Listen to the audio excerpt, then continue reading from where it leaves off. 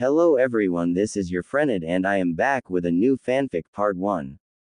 The fanfic title is What If Konan Died Then Reincarnated into a New World part 1. I hope you enjoy this fanfic, and if you enjoy this, so don't forget to subscribe my channel. Now let's start the fanfic. It happened slowly, or instantaneously. Pick one. It doesn't really matter, since time was not relevant until much further into this process. It began with the drifting together of particles, embling into a rough human shape. Eventually, thoughts returned. A sense of time developed. A short time later, it was complete, and Konan opened her eyes. She wondered, quite naturally, if this was heaven. But when she sat up and looked around at the dilapidated buildings surrounding her small rectangle of GR, it didn't look very heavenly. In front of her stood overgrown houses, their windows reduced to nothing but shards in the pane, if there was a pane, and surrounded by piles of spent nesting material from rodents and birds. She had never seen houses in such condition. Either they were war-blasted and destroyed, or still used for some purpose if not lived in. A building simply abandoned without any signs of a fight to explain why was not a familiar sight. It looked very sad, like something misused and empty. She turned and looked behind her, and had to simply stop and stare. The building behind her was similarly overgrown and abandoned, but it was a completely different kind of building. It had huge windows, a miv area of pavement with faint lines painted on in front of it, and many old signs with just readable numbers and seemingly nothing else on them posted in front of it. It resembled faintly the shops of the Rain Village with their large windows and signs announcing special sales and deals, but shops were shops. This was something huge and sprawling and more than large enough to be lived in by several families.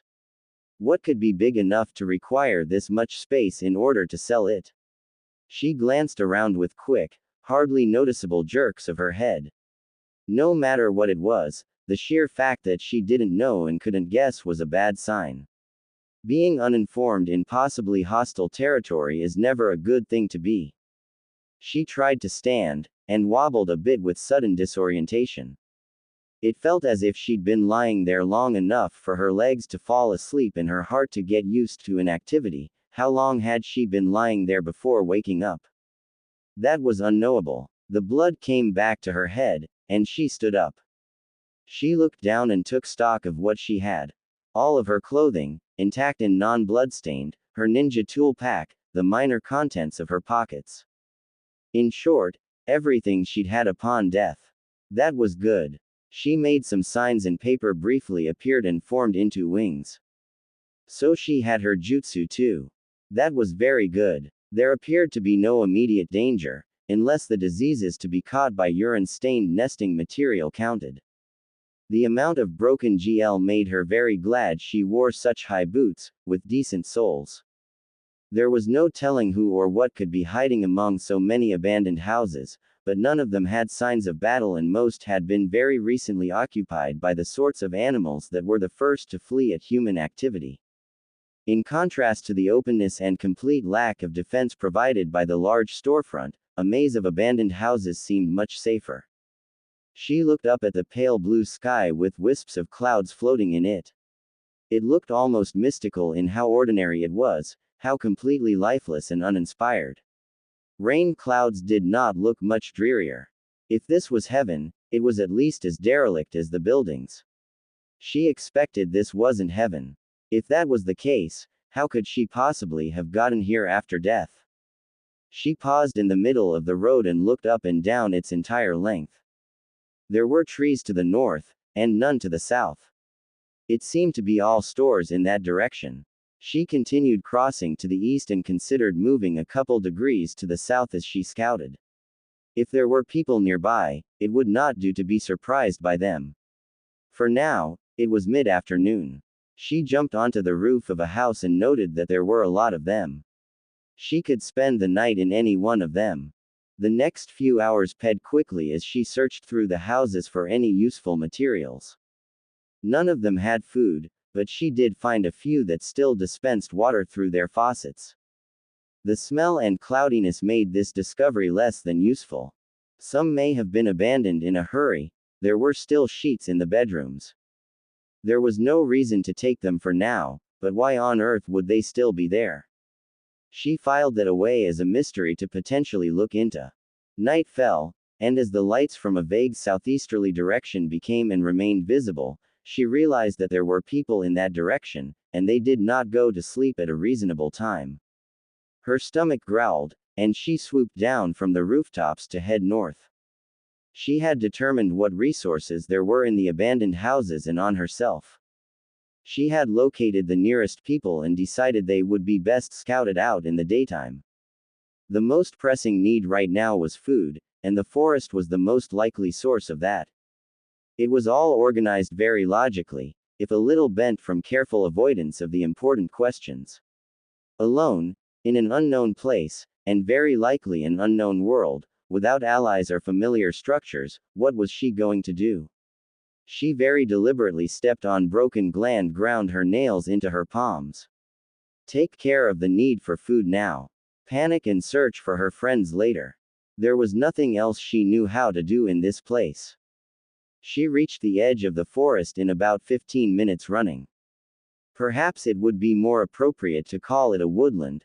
This could not properly be called a forest. Most of the branches were not thick enough to comfortably stand on, and the highest ones that were stable enough to stand on were plainly visible from the ground, even with freshly growing leaves on them. Not one of the trees growing here could be more than 3 years old. Nonetheless, the fresh green growth should have attracted some manner of beast. She stepped quietly between piles of dry leaves on the ground, ears alert for anything moving. The howls of a pack of wolves were difficult to pinpoint, but not that far away, perhaps 1 kilometer. She made sure to move roughly parallel to them, hoping they would frighten something in her direction. A small furry thing crossed her vision a few trees away. She stepped mostly on patches of bare ground as she approached, kunai in hand. Aside from the kunai, everything about this hunt came easily, down to the ducking under branches of stunted trees. The woods just on the edge of the rain village had been a little like this, but that was a long time ago. She pounced on the fat, waddling rodent and put the blade through its skull. It squished a little, like poorly ripened melon. She shook her head. What about a foreign world where destiny had not gone as planned could inspire thoughts of the past? Especially those parts of the past that were so unhelpful to any situation she had ever encountered. She gritted her teeth and tore at the beast's skin with more force than necessary, not noticing. Those parts of the past must not be brought up. They only led to pain. After she was done thoroughly repressing the unpleasantness of the past, she finished skinning the rodent and made sure to wear her best flat face while cutting its flesh into strips. The wolves howled slightly less than a kilometer away. The presence of wolves in the middle of a forest and the lack of people in the surrounding area convinced her that it might be a good idea to build a fire. Both facts would normally indicate a lack of potential enemies, so it seemed safe to do so. She didn't know any fire-style jutsus, but the edge of a kunai and an appropriate rock worked just as well. Stick to the details. It's safer that way. It was hard to help, though, considering how she had died. She sat and stared into the flames as she considered the last few seconds of her former life. She'd failed. Nagato's body had most likely been desecrated within minutes, his valuable eyes stolen. What did Tobi Madara intend to do with that power? The Uchiha clan seemed to have a talent for implanting eyes. It was likely he had simply stolen Nagato's power for himself. Even now he was probably marching on a wave of conquest, subverting the hopes of her comrades and herself, throwing the waves of destiny aside. She closed her eyes. She'd promised to uphold their dreams after Nagato's death. She'd promised to herself, to Naruto, to them in her heart, and even to Tobi that she would hold up their bridge to peace. Could Naruto go on to stop the path of war and point the way to peace? It would be best if he could, but she couldn't simply place all her hopes on him. Pinning all her hope on another was, in part, the reason why the darkness had appeared and seized her so quickly after Yahiko died. There were other reasons too, but not so easily preventable. The past would stay the past. No matter the future, she'd failed. She opened her eyes and looked into the darkness. How many terrible things hid there? She could be fairly certain that she did not know them all. The thoughtless, reckless Konan she had met and even now feared was surely not the only form of darkness. She squinted into the gloom. It almost seemed to swim before her eyes, as slick as it always was, taking on the forms of innumerable nightmares every second. One of them darted suddenly, and she remembered the laughter from back then. Her heart skipped a beat in fear. Anything might be possible in this abandoned, half-broken world. Could the contents of her heart have become real? Help me, Hedan. She remembered to breathe just in time, as the wolves howled again, much further away. Then her chest froze again as an answering howl sounded, much closer to her. She looked down at the strips of meat over the fire, which looked done, and took them all away from the heat. It must have been the smell that lured this one here. She gripped her kunai at her side and stood up, cursing herself as she did so for being an idiot. Here she had sat, gripped in fear of the darkness itself, forgetting that it was the things inside the darkness that posed a tangible threat. Her eyes scanned the darkness, faster after she seemed to hear a distant sound. It was definitely a footstep, but somehow sounded too large to be a wolf's. She would have laughed if she didn't have years of practice wearing her flat face, but then remembered being convinced that her evil twin somehow had Umed's separate form in the night. It would be hypocritical to laugh at herself for thinking of werewolves. Or would it only be hypocritical if she laughed at someone else for that? Her eyes narrowed at a distant shadow, visible only by a faint gleam that did not seem to be from moonlight. She waited as it moved closer. It was definitely human. Had someone snuck closer under the cover of the wolves? In that case, where was the wolf she had heard coming closer? Another mystery. She waited as the shadow approached. Judging from the shape she could see, it appeared to be that of a grown man. The gleam was coming from his hair. Was white hair common in this world? Or could it be an enemy of hers? She mentally facepalmed at not having realized that there was no proof she was the only ninja trapped in this world. Well, if this was another shinobi, the one thing she could count on was some sort of discussion before anything, battle or otherwise, commenced. He seemed to be alone.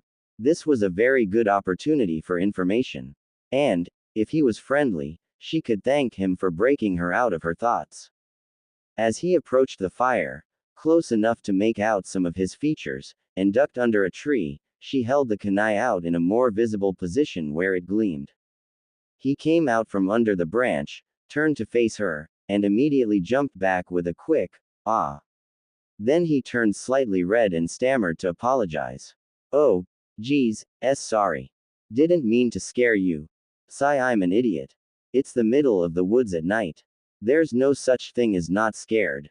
But anyway, I didn't come here to alt you or anything, I just smelled the meat and thought it smelled good, and wanted to know if you would share." It took all of the years of practice she had at keeping a perfectly steady face not to let her mouth fall open while he was speaking. Firstly, he was dressed in a hooded sweater of a design she hadn't seen before, and otherwise perfectly normal pants made of a material that she hadn't seen before either. The way he dressed seemed entirely foreign in some way she couldn't pinpoint exactly. Secondly, the way he talked was very strange, maybe as if he were the world's most shy child. But even children didn't exactly talk like that. Thirdly, she actually did recognize him. The gleam was from his long white hair, tied back in a rough ponytail. His facial features were almost uncannily similar. It was hidden well, but he had a short blade at his side. There was no doubt about it. According to everything she'd heard or seen, this was Hatake Sakumo. His tendency to willingly offer up insults against himself, though, almost had her laughing. She felt the urge to pinch herself just to make sure she wasn't having some fantasy dream. Here was a well-known shinobi, probably in possession of substantial knowledge, and he appeared to be willing to say 5 times more information than she desired without her even having to ask. She put the kunai away and smiled as she offered him one of the skewers, hoping that his status as a gold mine didn't show too much on her face. "Oh, thank you," he said, and looked for a place to sit down. He found one and proceeded to tear the meat off its stick eagerly. "Tonight's catch didn't go so well, and I can't really stay out much later than this anyway. It's good to go to sleep with a full belly. I hope everyone else finds something, though. We're getting new pups soon. They'll need it." "Pups?" she inquired, raising her eyebrows. "Yep. It's spring, getting close to the start of denning season. You probably heard them, the pack. They're so excited. That's because the alpha female is already looking for a den site. Fingers crossed that all the pups will live this year." He ripped off the rest of the strip, swallowed it almost whole, and hesitantly gestured for another piece, which she was only too happy to give him. Konan took another bite herself and waited purposefully another few seconds before asking, "So, you know that pack?" "How?" Tsukumo finished chewing another overly large piece of meat. "He must have been very hungry. I've known them since childhood. They're my family. My cousins, mostly." The obvious response to that was on her lips before she suppressed it at the last moment. No way, that was a silly idea. She wasn't 3 and scared of the dark. Not that she could remember ever having been scared of the dark, until just a few minutes ago. This same foolish idea had occurred to her a few minutes ago, too. Maybe it would be good to engage in his terms for now. "Are you a werewolf?" He smiled as if sharing a joke and stated in a mocking way, "Nah, just a half-wolf, sorry." She silently stared at him and blinked slowly for an overly long stretch of time, until he realized he wasn't fooling anyone. "That's, exactly what it sounds like. I'm partly wolf. My mother was one. I promise, it's not exactly as perverted or anything as it sounds. I'm perfectly normal anyway. Just a normal guy, who happens to have a wolf family." His face was all flushed, and he couldn't seem to meet her eyes. "That is not any less weird than a werewolf, I know. I know. I don't know why I'm saying this much to be honest. Can I perhaps blame it on you being very charming?" His obvious emberment and slight fear went straight past her defenses and woke up the laughing, reckless part of her that was on alert for such things, so she reached over without thinking and stroked his hair, like with a pet dog. He froze, but began to relax. "Nah, blame it on the moonlight. It's the same as admitting you're a lunatic, but nobody notices." She smiled and ran the edge of her boot along his leg, then pushed his head away dismissively. She forced the last of the skewers into his hands as she asked, "You must have other half-beast buddies of yours, right? I'm sure they're fascinating. Anything else special about your people?" Well, yeah, fascinating. We're really strong." A blush of a different nature remained on his face now. She bared her teeth and thought triumphantly, if I cut his face open right now it'd shoot geysers. "Cut. No breaking things yet. I need to find more." He squeezed his eyes shut and regained composure. "I mean, yeah, we're really strong. I have no idea how. I don't remember going through special training or anything, but I can punch through a tree somehow. Durable too. I mean, we're durable too, because my fist doesn't break from doing that. We've kind of formed a group in the forest to the east, and there are half snakes and bears and tigers and other beasts. That was like a year and a half ago." Suddenly he tensed and straightened. The blush disappeared, and a confused look came over his face.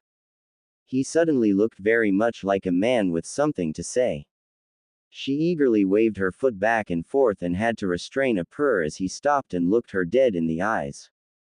"That's when the first of us started to get together, I mean. A year and a half ago. It just didn't make any sense to them anymore. I joined only a few months ago, because that's when it stopped making sense to me. Before that it made perfect sense, like of course people can have totally different species for parents, that's not strange at all, happens all the time. I just could not notice that was weird, as if something was keeping me from seeing it. I didn't even think about it. Nobody did. It was unreal." He stopped to catch his breath, and her foot resumed waving back and forth. That wasn't all. He was on the edge of something. Just a little push. She leaned forward slightly, careful to narrow her two wide eyes so not to scare him, and breathed, so. His eyes met hers again, and the look of someone who's just woken up came across his face. His voice was very quiet as he asked the one question that, honestly, it was strange he hadn't asked at the start. Who are you? Yes. Finally. Wolf boy here's found some brains. She smiled sweetly in the way she had as a little girl and flippantly replied, Konan. I'm real, and if you help me I can find myself a much better idea of what's happened than you can. I just need to know one thing. So you, the one who is strange, know that something's off. Awesome. Does anyone else? I mean all the shopkeepers, the pedestrians, the people who aren't strange that live around you. Would they give me a second glance as I walked around in this costume? Tsukumo blinked, and his entire body language became more confident now that she was forthright. She considered that if he was telling the truth, then he was not consciously aware of what he was or what he could do. He'd probably unconsciously detected that she had a hidden motive and had been off kilter this whole time. He straightened and said, No. That was what I meant earlier, when I said, nobody did. I didn't find anything unusual before, and neither did anyone else, even though I obviously didn't hide anything. And everybody in town has kept on treating me as if nothing's wrong since I woke up. I can't be sure if that applies to you, though. Do you have a before? It might be different for you if you don't. Crazy. Reckless Konan was beginning to edge back into her box, but she had one last note of caution to completely ignore before she did. What are the odds of that? If they did recognize me as strange, and I demonstrated some of the things you've mentioned, either they would be forced to ignore both of us, be forced to recognize both of us, or develop a reality-breaking case of cognitive dissonance. I like my odds. She stood up and reached out a hand. He took it and stood up, and she hastily said, while reason reared itself, before emberment and uncertainty returned, thank you for telling me where to find you, and for your help. I suppose it's only fair to tell you whatever theories I come up with. He shook her hand with a rueful grin and replied, just promise me you'll give me some warning before you milk me like a factory cow next time. Unless it's necessary. Did you say something about not staying up too late? His smile dropped almost as fast as his hand did, into his pockets from which he quickly pulled out a small rectangle. He touched it, and it started to glow. He turned it off and stuffed it back into his pockets, mumbling, yes, I did. Thank you. I've got things to do tomorrow and I need sleep, so glad you reminded me. Thank you. He held up a hand in farewell and said, good luck on your mystery solving, as he left. Then he disappeared into the darkness, and the forest was quiet again. Only then did Konan notice the fire was barely more than embers. She looked around and closed her eyes, muttering a prayer of thanks to any god that might be listening, including Hedon's, if he really was paying attention to her, that this world had lower standards of acceptable behavior in a conversation. She thought of running her boot along Tsukumo's leg and felt slightly nauseous. At least she'd kept her priorities in line this time. That thought consoled her somewhat as she kicked dirt over the embers until they were completely smothered. Alone in the dark, she looked up at the moon and its own softly shimmering embers. Good moves there. You're crafty. I particularly like the whole, slightly crazed, wondering if you should kill him now, part. You sure look interesting. Let's play sometime, said a voice right behind her, just over her right shoulder. She of course spun around as soon as it started speaking, but there was nothing there as the voice finished its compliment. A giggle came down from high in the treetops where no human's weight could be supported, followed by a whooshing sound much further away. Then she was alone. Again. What the hell was that? She looked all around her, knowing it was useless. Her pounding heart commanded her to check anyway. She sent up a silent prayer of thanks again for Tsukumo and his wonderful information. Clearly not much of what she knew was applicable to whatever place this was. She could only thank random gods that that situation would soon be remedied. As she turned and ran faster than was necessary back to her nest for the night, she pieced together in her mind the good news she had gotten so far. I was right. Other shinobi who have died are somehow coming back to life in this world. But, according to him, all the others have memories of always having lived here. Why are mine intact? Lucky for me, those false memories can be easily distinguished. The time estimate he gave suggests that this phenomenon began a year and a half ago, at least, if I take the moment their existence became real, as the moment they actually came back to life here. She promptly tripped over a branch in her way and had to put out her hands to catch herself. Her heart skipped several beats as she lay frozen there, in the dark. A year and a half, my gods, that's perfect. That covers everyone's deaths. Sasori's was only 8 months ago. If they're here, then I'm not alone. I can have the Akatsuki behind me. She smiled as she got up and started running again. Even Nagato, not Yahiko, though, and since I haven't given up my memories and become part of this world, would they know me? Doubtful. I don't have a before. On she ran, to wait out the longest night of her lives. Something rustled in her room. That was what woke Konan up and set her heart beating like a decent competitor to a hummingbird's. The image of wavering darkness and the sound of whooshing remained in her eyes and ears for at least 2 seconds after she opened her eyes, sat up, and looked around all in one move. It was, of course, a pigeon. She stared at the bird, and it stared back. Eventually she moved her hand and it leisurely flew out a broken window. The sun was shining down through that window upon the floor in a large square. How long had it been up? She kept her mouth shut, but uttered a curse or two in her thoughts as she packed up all her things, tucked them into her ninja pack, carefully hid her ninja pack so it wasn't very obvious and wouldn't frighten them off, and went up on the roof. It was going to take a lot of traveling today to arrange this. If all Akatsuki members were here, they would probably have the same amnesia Tsukumo's group had. That meant she would have to somehow convince them that they had once been a group called the Akatsuki, that they could be again, and what exactly that meant. Tsukumo had said that he found his strength and physical durability strange. If being able to not break bones on a single tree was strange, how would she convince any of them that they had what she had to admit sounded a lot like magical powers? What are my intentions? To summarize, they are 1. To gather the Akatsuki in a group again, 2. To inform them that they are not people of this world, but actually come from another, and 3. Enlist their help in figuring out how to get their memories back and find out what is happening. She folded her hands in front of her and narrowed her eyes in concentration. To do that, I will need to actually gather them together in one space, tell all of them at once what I need them to know, and hope they'll believe it. She dug her nails into her forehead. That is the plan of a complete idiot. Just randomly hope they'll believe me, a strange lady who probably looks foreign to them just like Tsukumo looked foreign to me. After I tell them they can do magic. Well, I have my own jutsu, but if they're like Tsukumo was that might confuse them more than it would convince them of anything. I'll need an ally, someone more convincing to them.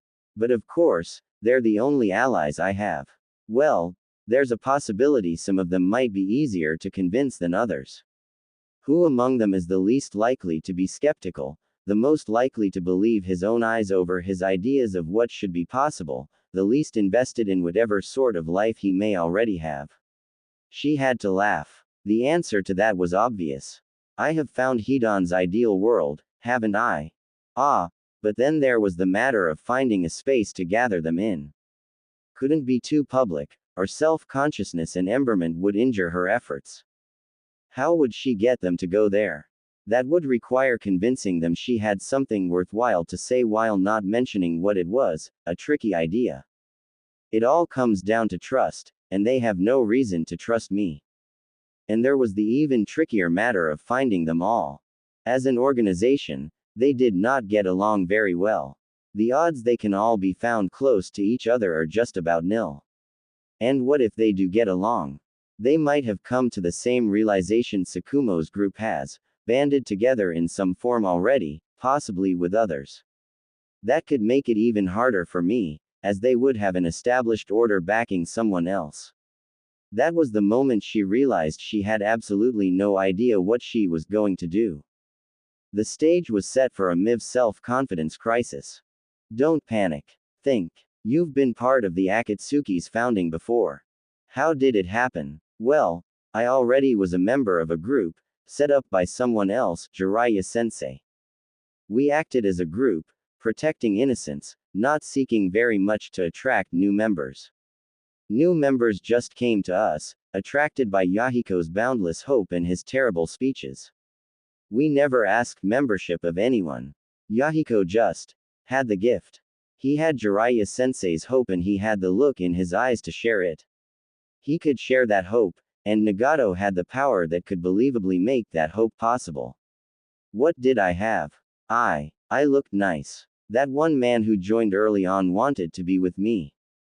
I had bandages. I motivated Yahiko and Nagato, pushed them to move forward because I needed to be protected. Even that, I failed at. It was my fault Yahiko died. When he died, the rest of us forgot what it was we hoped for. Nagato didn't have that hope in himself. Our path fell into darkness. We were the enemy. Naruto had Jiraiya-sensei's hope like Yahiko did, and we were his enemy. That wouldn't have happened if I hadn't been captured. Why did he give himself up to save me? Recruit a medical ninja. Lean on each other. I wasn't needed, but he was essential. Did he think we could live without him? That'd be just like Yahiko. He was amazing. Nagato was strong. What am I? What am I? What am I, without them? Her tears fell silently, darkening one of the red clouds on her cloak and dripping into her boot. Where is my hope? Do I believe the world can be redeemed? Can I be redeemed? She thought of a long time ago, sneaking through the small woods on the edge of the rain village for small creatures. She knew it was wrong, but the blood beating through her body, through her heart and all the way down to her guts, hummed with an energy that commanded her forward. A small mouse, gathering seeds for her babies too young to live without her. Repeated prodding with a needle revealed one spot on the back which elicited more squealing, more twisting and writhing from pain, than any other. Her heartbeat and breathing conspired against her. At the age of 6, she set down this mother mouse and watched until it thrashed so violently it broke its back and its flailing claws happened to catch the side of its neck. Had that feeling been fear? Fear isn't generally located in the crotch. I was sorry, but not sorry enough to stop. What good is feeling sorry then? The answer is no. I never believed it could ever go away. This poisonous beat that throbs beneath my skin, through my nerves, it is a beat of darkness, squeezing ever tighter, and it will not let go. I don't have the strength to throw it off. It will squeeze me dry, dirty me, break every limit I have. And then it will turn on those I hold nearest to my heart. Did I help Nagato lose his way? I sure as hell didn't stop it. That beat which is the will that pushes me forward, a will stronger than all the words I have taken into my conscience from those I learned from, it did not have the inclination to listen to Yahiko's words. My will of pain. She opened her eyes and cupped her hand beneath her face. Soon, it was full of pearls. One of them caught the sunlight and sparkled. She tilted her hand to shade it. Still, that one drop sparkled, even as the others darkened. It dripped from the edge of her thumb, and became a little red sparkle on her cloak. So she crushed it with her palm. That spot of red still seemed brighter in the sunlight. It was determined to be eternal. Suddenly, she recalled something she had once heard about eternity. It was as they were sealing one of the tailed beasts. Hidan was very annoyed that he and Kakuzu hadn't been the ones to capture it. When were they going to get a Jinchuriki to fight? Why did it have to be money, money, money all the time? Kakuzu pointed out that his sacrifice ritual was good for killing, not capturing, and bounties were useful dead while Jinchurikis weren't, but it didn't even slow him down. When would he get to make the decisions for once about what missions to agree to, and on and on. Nagato, as Pain, finally had enough and snapped that the organization needed money to achieve its goals, that its goals were the purpose of his membership in the first place. Hidan had not agreed with that statement. The would you know about purpose? He'd asked. What are our goals, again? Oh, that's right, power. Last I heard, power was good for two things: getting what you want, and keeping it. The point of power is to make yourself happy. If you're not happy, your life is nothing but stinking trash swirling down someone else's gutter. If you're not happy, and you have no plans to be, that's what the real death penalty is. All these people I hear, saying shit like, let's change the world. Let's help others. Let's collect a shit ton of money for no good reason. Only the fact that they had to stand still for the sealing ritual restrained Kakuzu from leaping at him at that point. They're justing around. By the time they realize the only point of life is to have fun with it, they're screwed. People who want to walk a path lined with unicorns and candy canes are always unhappy. They get a few good times, and then they're back to screwing themselves over for things that are impossible anyway.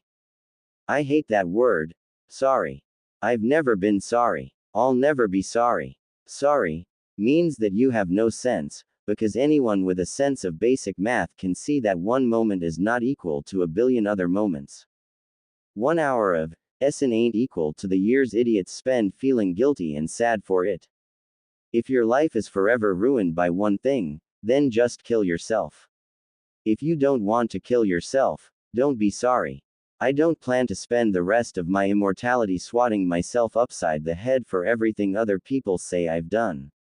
Go yourself if you want to make me.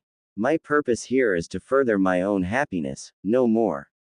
You can go shove your tiny purpose up the of the real purpose. I'll be here smiling. Konan smiled at that memory. She had never heard Hidan be coherent when he was mad, and she never did again. Most of the time he just picked up his weapon and charged. And even then, it wasn't that coherent. It was just enough for her to hear what he meant, and that was what mattered. Screwing themselves over for things that are impossible anyway, was that what she was doing? Punishing herself for something she couldn't remember ever having been without, and couldn't remove. Was that unfair? She shut her eyes and ran through his entire rant again, and let out a small gasp of surprise when she realized that word wasn't actually in there. It was what he'd been talking about, of course. Eternal punishment for a single moment was not fair. But, weren't there some things that were simply unforgivable?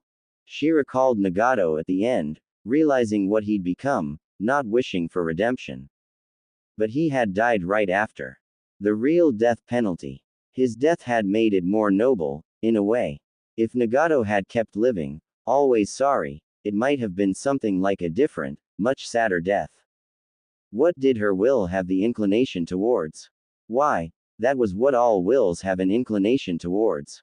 I want to live. She clenched her fist. I want to live. Yahiko's last words were to take care of me. I can't rely on Nagato or anyone else to do that for me forever, and if I let myself be condemned forever, that'll be one last failure. Perhaps there are other things that are unforgivable, but that would be the most unforgivable of them all. For him more than anybody else, I ought to live. If that's wrong, I'll remember. But it would be worse to be sorry. She looked up and surveyed the landscape, the tears drying on her face. There's one thing I have. It's never been in agreement with me, so I usually don't count it, but nonetheless it's there. For better or for worse, there is this impenetrable will inside me, which nobody can stop or turn. She clutched her stomach. I can make the Akatsuki again. I will make it again. I know, because I can feel it. This is what I am. I am in alignment with myself. Having settled that, Konan decided that, until she got everyone together and could hope for Hidan's support, but of course who knows how helpful he'll be. If they know him enough to trust him, they probably know he's slightly nuts, and even if she didn't get said support, she still wouldn't be alone. She would be her own ally. That's a riskier gamble than betting on Hidan. At least he's sane. A very desperate gamble. But, I am desperate. So, She turned inward and asked herself what to do with all this uncertainty. Wing it. It'll be fine, whatever happens. What are you worrying so much about? Ah, yes, the old, who cares, line of reasoning. So, stick to the plan she'd originally come up with. If things didn't work out, find another direction to pursue, all would be well. I'm starting to sound less than completely there myself, but I promised. Step 1. Find a place to gather them all together for her pitch. An abandoned house would make a terrible place for them to believe her. The site should be somewhere not so remote, larger, better maintained than these glorified rat nests, yet not somewhere they would feel the influence of societal expectations of reason. In other words, a larger building closer to the town that was also abandoned but not for as long. A feeling of warmth seemed to unfold in her chest at these thoughts. Each glowing petal of it unfolded out to its full length, then continued. Further it grew, pouring through her muscles. She looked down to see she was not, in fact, floating. Yet the new strength convinced her she could. I don't have anybody, but I'm doing this anyway, and I think it's going to work. If this is what not being entirely there results in, I want more. The warm blaze sent her eyes in a southeasterly direction. Time to begin. She got to her feet, wiped away any tear tracks that might still be on her face, and flew from roof to roof in that direction. Not literally, that would have been a waste of chakra, but metaphorically. Time seemed to stand still until she saw the abandoned houses thin out into empty roadside. The road was heading straight east, and she judged her position to be far enough south that she should be able to enter the town from the west if she continued on this path. She glanced for a brief moment at the road itself, though, because it was a very strange one. It had colored lines running along its length, yellow in the center and white on each edge. It was smooth black rock as well, not a dirt path, but that made sense because a dirt path could not be painted on. The direction of causality might flow in the other direction. It had been paved first, then someone realized that made it good for painting, but that was highly unlikely. Paved roads in the city made sense, but this was not in a city. Why would anyone go to such expense to pave a traveling path? As far as she knew, traveling paths between settlements were mostly used by people on foot and the occasional carriage. Wait a sec. She looked at the lines again. The space between them appeared to be perhaps half a meter more than the width of a carriage, and there were two such spaces. Is it meant for carriages traveling to and from the town? Looking at the white lines marking the edge of the road, an image appeared in her head of similar lines, painted on pavement as faded and cracked as they were in front of a giant storefront. Was that a store for carriages? How wealthy is this world? It made sense they would have dedicated paths then, but why with lines on them, and why paved? Wheels did need a smoother surface than feet, but not this smooth, and the edges of the road were clearly marked with GR. Maybe if they were moving very fast, small obstacles would disrupt them more and it would be harder to see. Her legs moved before that thought was completely finished, propelling her away from the road and onto the GR. How fast would that have to be? Fast enough it may be difficult to sense them coming. It's not safe to be a walking traveler here. Fast-moving carriages owned by enough people that there are entire stores to sell them in. What is this world? Why didn't I ask Sakumo about any of this? What could be used to accelerate such large, unwieldy things to such speeds? Is there similar acceleration in common use for weapons? Hope to God that most people are peaceable. This entire train of thought had taken about a minute and a half to run through, and as Konan waited for her heart to slow, she concentrated until she could feel hope and warmth run through her body again. Just a shadow of before, but still there. Even so, chills ran up and down her spine. Here was her first true, concrete proof that this world was only marginally like her own. Sakumo's assurances that she might not stand out seemed absurd. And if her friends had integrated into this world like Sakumo, how different would they be? They may not really be the Akatsuki anymore. If I'm lucky, they might still be a shadow of themselves, like this world is a shadow of mine. But so different. A rushing sound like nothing she'd ever heard before filled her ears. It sounded similar to wind rushing along a desolate, rocky valley floor, but not quite. It was too purposeful and directed. It sounded like something approaching at high speed. She got to her feet, prepared for evasive maneuvers, but then something appeared over the nearest hill on the road and rushed past on entirely separate business. She didn't bother holding her jaw closed as it grew smaller and disappeared. If that was a carriage, she was a macaque. Perhaps a distant cousin, but certainly no near relation. It was larger, it was metal, it was shining, its wheels were small yet powerful looking and sturdy. An unusual feeling came over her at the sight of this. It felt like respect, only larger. In contrast to the 5 minutes or less it had taken to reach the houses, Konan figured she had to have been running for at least 10 minutes by the time the shape of a large building came into distant view. But of course, as a trained ninja, 10 minutes of running barely counted as a warm-up, so she eagerly picked up the pace upon seeing it. When she reached the building, she reflexively suppressed a smile, although there seemed to be no reason to do so. It was large, check. Through its doors, she could see a large room where one would welcome guests, check. It was clearly abandoned, check.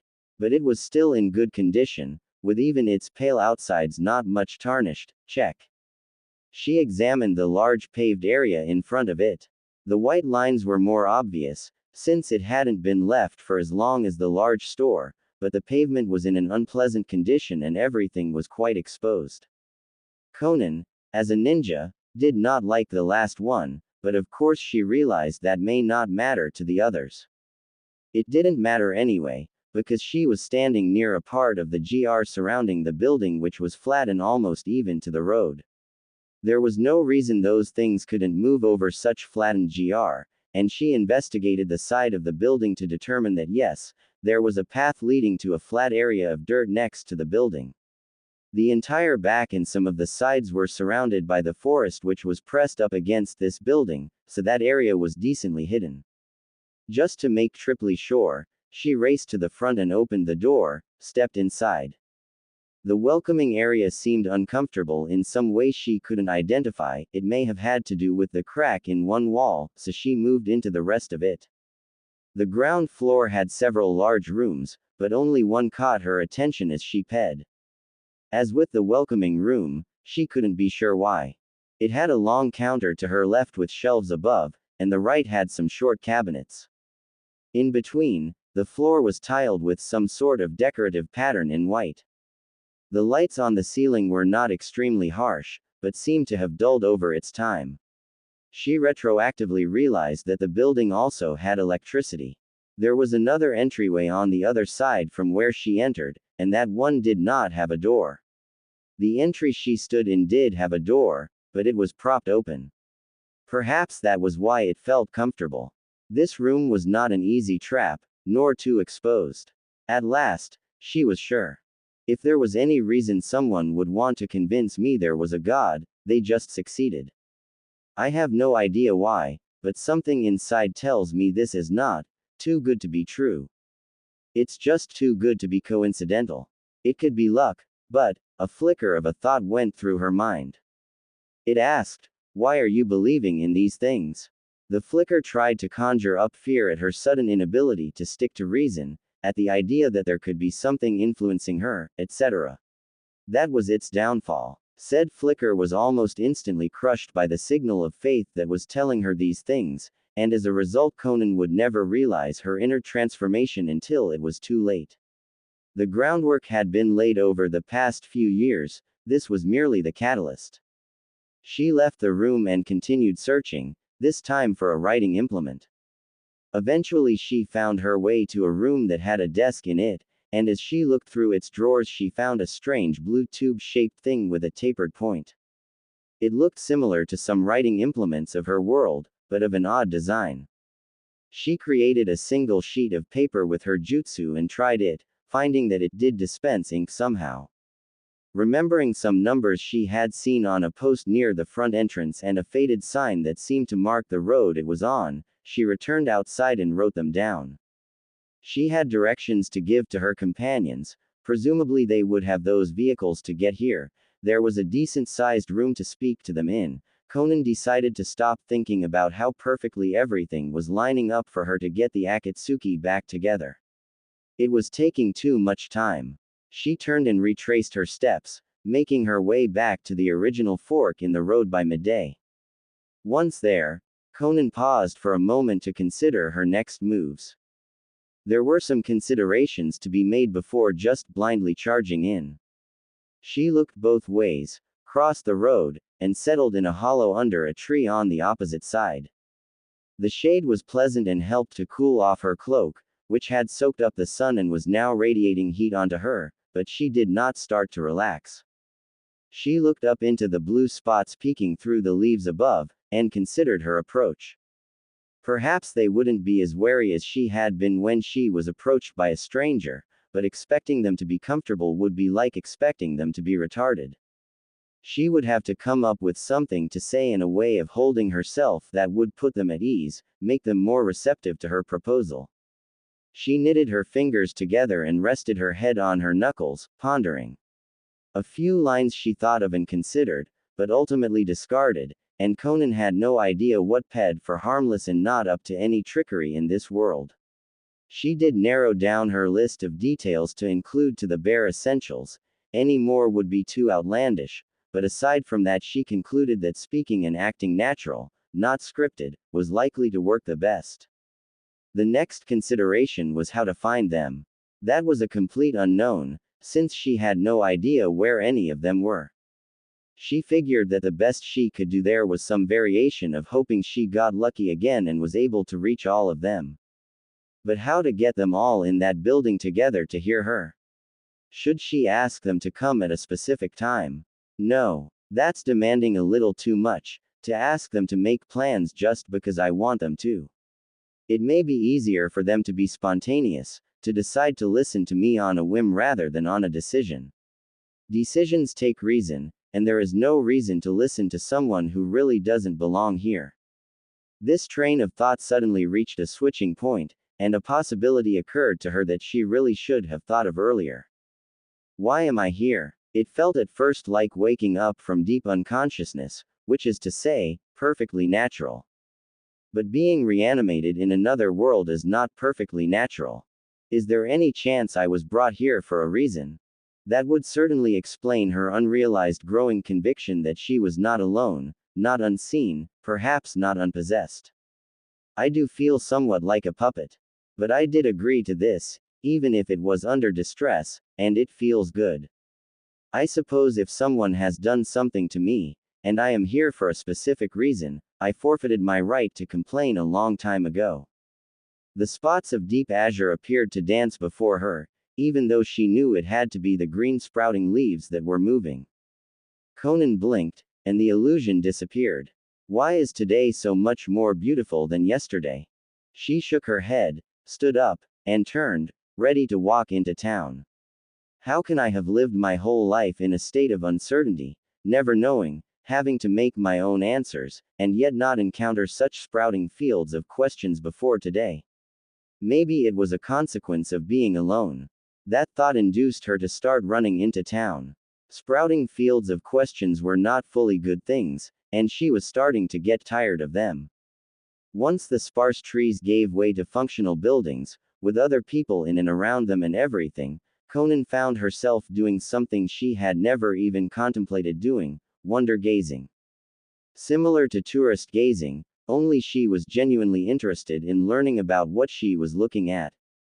Of course, for the first few streets she remembered that her plan hinged, at least partially, on going unnoticed, and so she made an effort to walk as if she belonged there and all was normal while discreetly observing the civilians she ped.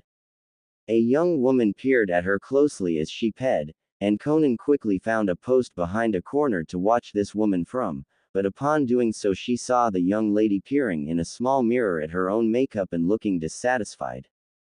So, someone of this world had been looking closely at her appearance, which was the only thing that stood out to the casual eye, and saw nothing except a reason to be jealous.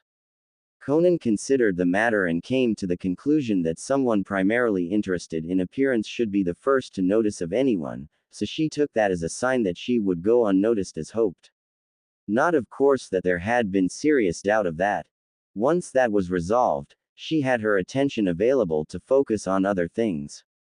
And that's how a good few hours disappeared from the day, torn out of the normal 24-hour cycle by some mysterious portal because it was impossible that she, a shinobi well practiced at paying attention to her surroundings, could have possibly spent that long looking at.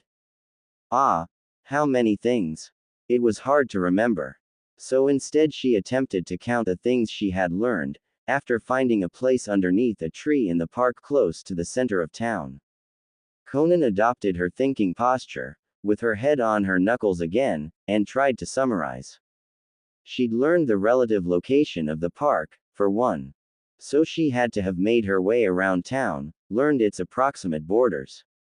But surely that couldn't have taken a few hours of time. Unless she'd also spent significant time learning the rules for crossing streets in specific places. Watching the jing up of those behemoths called cars, and learning of the existence of celebrities, corporations, brands, production of bicycles, video games, psychotherapy, ents, disposable forks, Swiss Army knives, schizophrenia, baseball caps, polyamory, robots, fudgesicles, something called Wikipedia, tan lines, other languages, other continents, 80s hairstyles, the Harlem Renaissance, jaywalking, arson, murder and jaywalking, the concept, not that exact name, Methodists.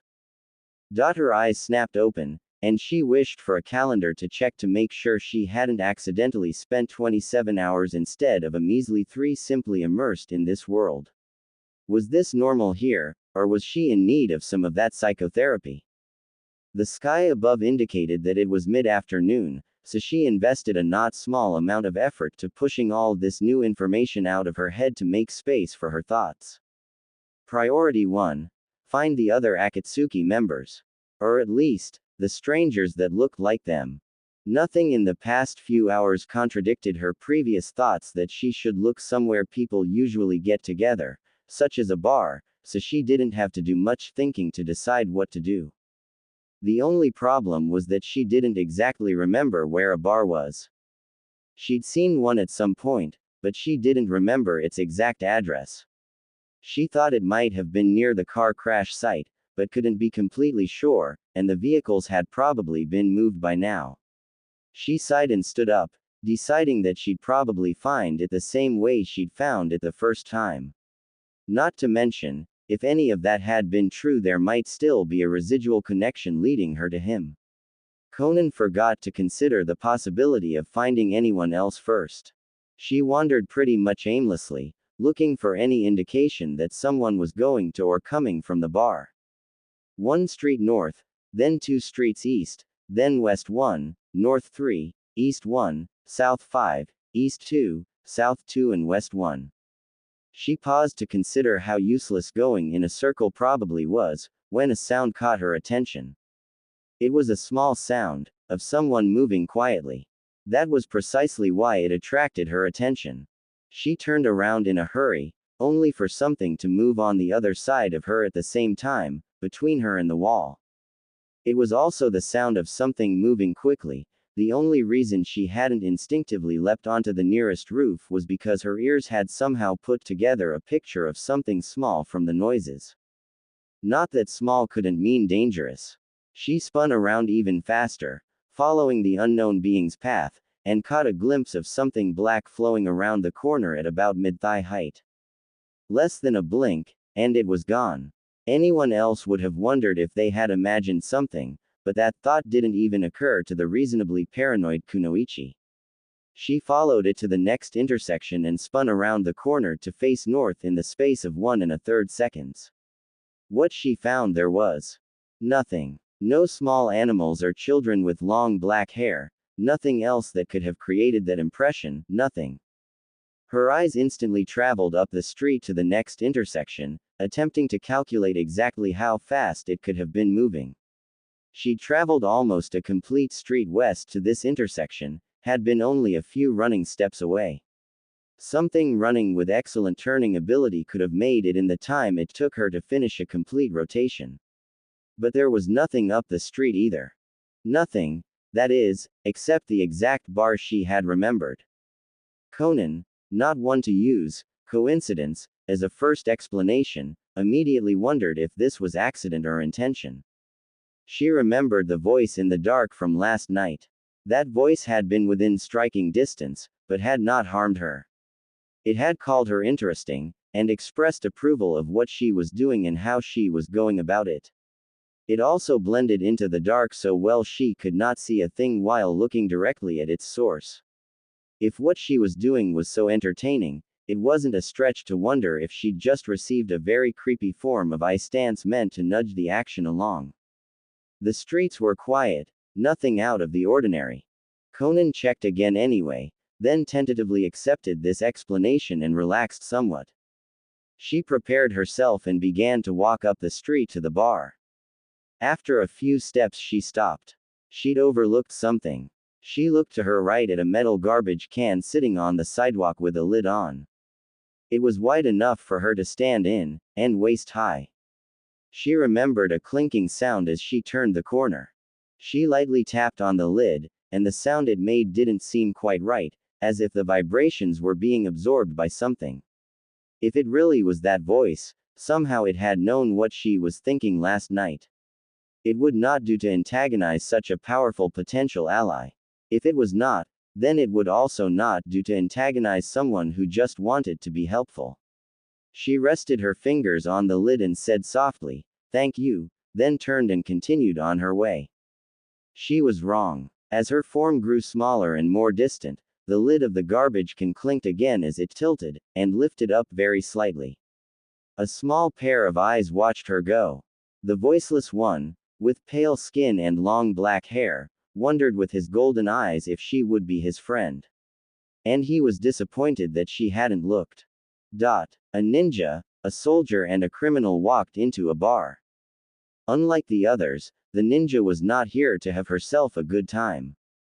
Konan wrinkled her nose at the sense of alcoholic beverages she'd never tasted nor heard of. The smell of alcohol was fine. The smell of whatever else was in those drinks was not. Add to that the smell of someone violating the bar's "no smoking" sign, which was clearly posted, and she had to repress the urge to scratch her head as she wondered why a place like this would be so crowded and full of people seemingly enjoying themselves. The music wasn't even all that good, and if the food was, it shouldn't matter since she didn't see anyone eating. If such an atmosphere was good for anything, it was feeling alone and isolated in a crowd. She felt like that now, as the sounds faded into a background blur, a bubble keeping any one voice from reaching her. For such a public place, she was surprised to find it felt so secretive. Her eyes drifted over the crowd, looking for something distinctive and not finding it. The sights blurred into an indistinct background of people too, and she had to shake her head and take several deliberate steps away from the entrance before resuming her search. Only then did she realize as the pressure lifted that a stranger had been standing right against her arm the whole time. This was not a place for someone with sharply trained senses to be. She shuddered as the ceaseless sensory input overwhelmed her, and prayed that what she was looking for was here. Konan stopped looking around at all of this and allowed herself to be swept numbly into the bar as more people came in the door. When she no longer felt uncomfortably close to another person, she looked up and realized this bar had a seating area with actual tables and chairs. Several of those tables were occupied, but one was occupied more interestingly than the others. She allowed a smile to reach her face, and strode confidently over. "Hedan, what a headache. There are so many people, my brain feels full. If he would just stop shuffling and finish his drink, whoa." Hedan's eyes widened as he absorbed the strong-looking lady walking up to him. She was wearing the most kick cloak he'd ever seen. "I've gotta get me one of those." She had blue hair. Like Shark Boy. Wonder if she knows him. Her eyes appeared to glow, and he felt a very, very determined and dangerous feeling wash over him. He promptly reached over and grabbed his friend's wrist, spilling cards on the table as Kakuzu had been right in the middle of a shuffle. But of course that wasn't even worth noticing in these circumstances. Before Kakuzu could get a sound out, Hidan whispered urgently, "Drop dead gorgeous lady approaching. Try not to be up this time," all without taking his eyes off her as she stopped at their table and comfortably pulled out a seat like she had every right in the world to be there with them. She sat down and looked right into his eyes.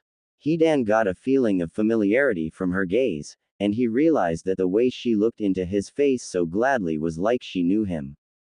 He didn't recall ever meeting her, but if a lady knows you, a lady knows you. She could be some sort of goddess or something, you never know. He could easily imagine her being some kind of goddess. Maybe a goddess of pain or battle or blood, something like that. The feeling around her, like she did have certain connections, did not discourage his thoughts on this matter. In the space of a second, he knew 3 things for sure.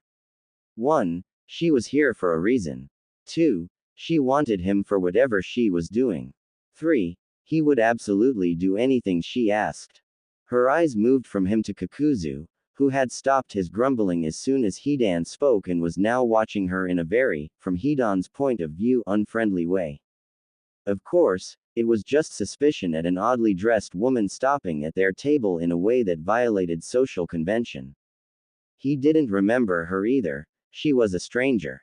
And yet this blue-haired lady had seen fit to claim a spot at their table like an old friend. Or maybe a girlfriend. Kakuzu's eyes traveled over to Hidan, both to avoid her oddly intense gaze and because Hidan was still holding his wrist. He seemed to have forgotten entirely and was completely still while watching her every move with glazed-over eyes and a smile like she was someone they knew. Kakuzu returned his attention to the stranger. The look in her eyes was not comfortable, but he trusted Hidan's reactions by now, and agreed that she did seem more relevant than your average bar floozy. His fingers fumbled as he pried Hidan's from around his wrist, and Kakuzu found himself hoping despite his size and strength that she would look back at his half-companion so he could take back his usual role of watching silently while Hidan handled the weirdos. Not that she seemed merely weird. The woman smiled out of the blue and looked down for a moment. Then she looked back at Hidan, who correctly interpreted her smile as amusement and realized how she must have looked to Kakuzu. Holy crap, I've never felt Kakuzu be intimidated like this. Oh, I forgot words. Why do I feel like I do know her somehow? There's something in her. No, around her, with her. No, that's not it, something that I definitely know. He reflected her smile back, and there was a moment like they were sharing a private joke. Considering that Kakuzu had no idea what was happening and was glad not to, they were.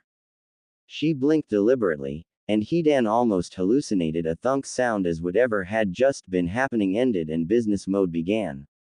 She looked between the two of them very quickly and said, mostly to Hidan, "I have a proposal for the two of you."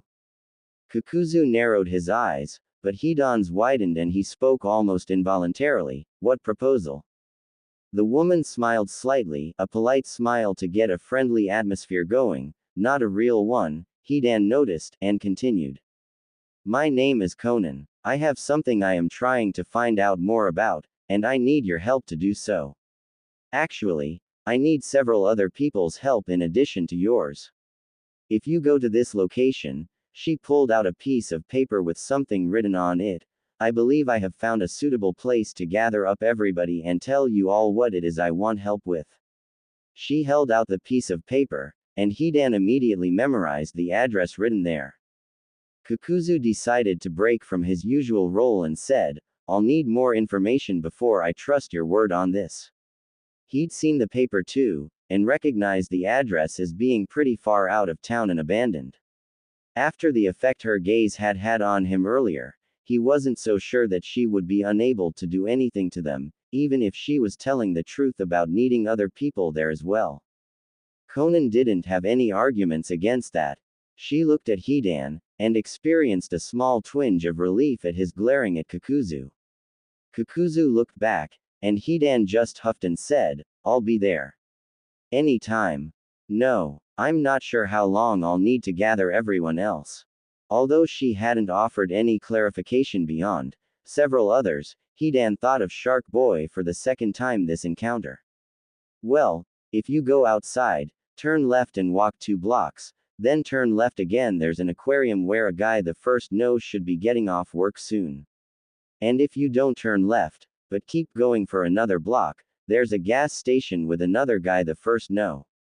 Konan smiled slightly, but Hidan could feel her practically flowering. That was such good news. As usual, he reflected this feeling and was glad he'd told her, no matter how strongly Kakuzu glared at him. She tucked the piece of paper back into a pocket hidden under her cloak somewhere and got up to leave. When she stood and looked down at him, Hidan felt a sudden itching of his fingertips, a desire to touch. He wondered what that might be since she was totally covered up and all, and then realized the feeling was coming from her. He became aware that he was not covered up in the slightest above the waist, and quite glad for that. The unknown thing he'd felt earlier between them didn't disappear as she walked away, it just felt like it stretched somehow. He knew her, somehow. And he would make Kakuzu drive him to that address if he had to rip off his own arm and use it as a spear to do it. Speaking of which, he turned to glare at Kakuzu, who was staring at him with an expression that said wow. Just wow. Kakuzu raised an eyebrow upon seeing the look on his face and sighed. We're going to meet up with your new girlfriend no matter what I say, aren't we? Yes, we are going exactly there. And you will listen closely as to whatever she has to say. I'm glad you've finally learned some sense. Hidan sighed happily and sat back in his chair, folding his arms across his chest. He then opened his eyes and got a confused look on his face for a few seconds before turning and asking, wait, did you say girlfriend? Kakuzu decided he probably wouldn't get as good an opportunity for some teasing ever again. Yes, I said girlfriend.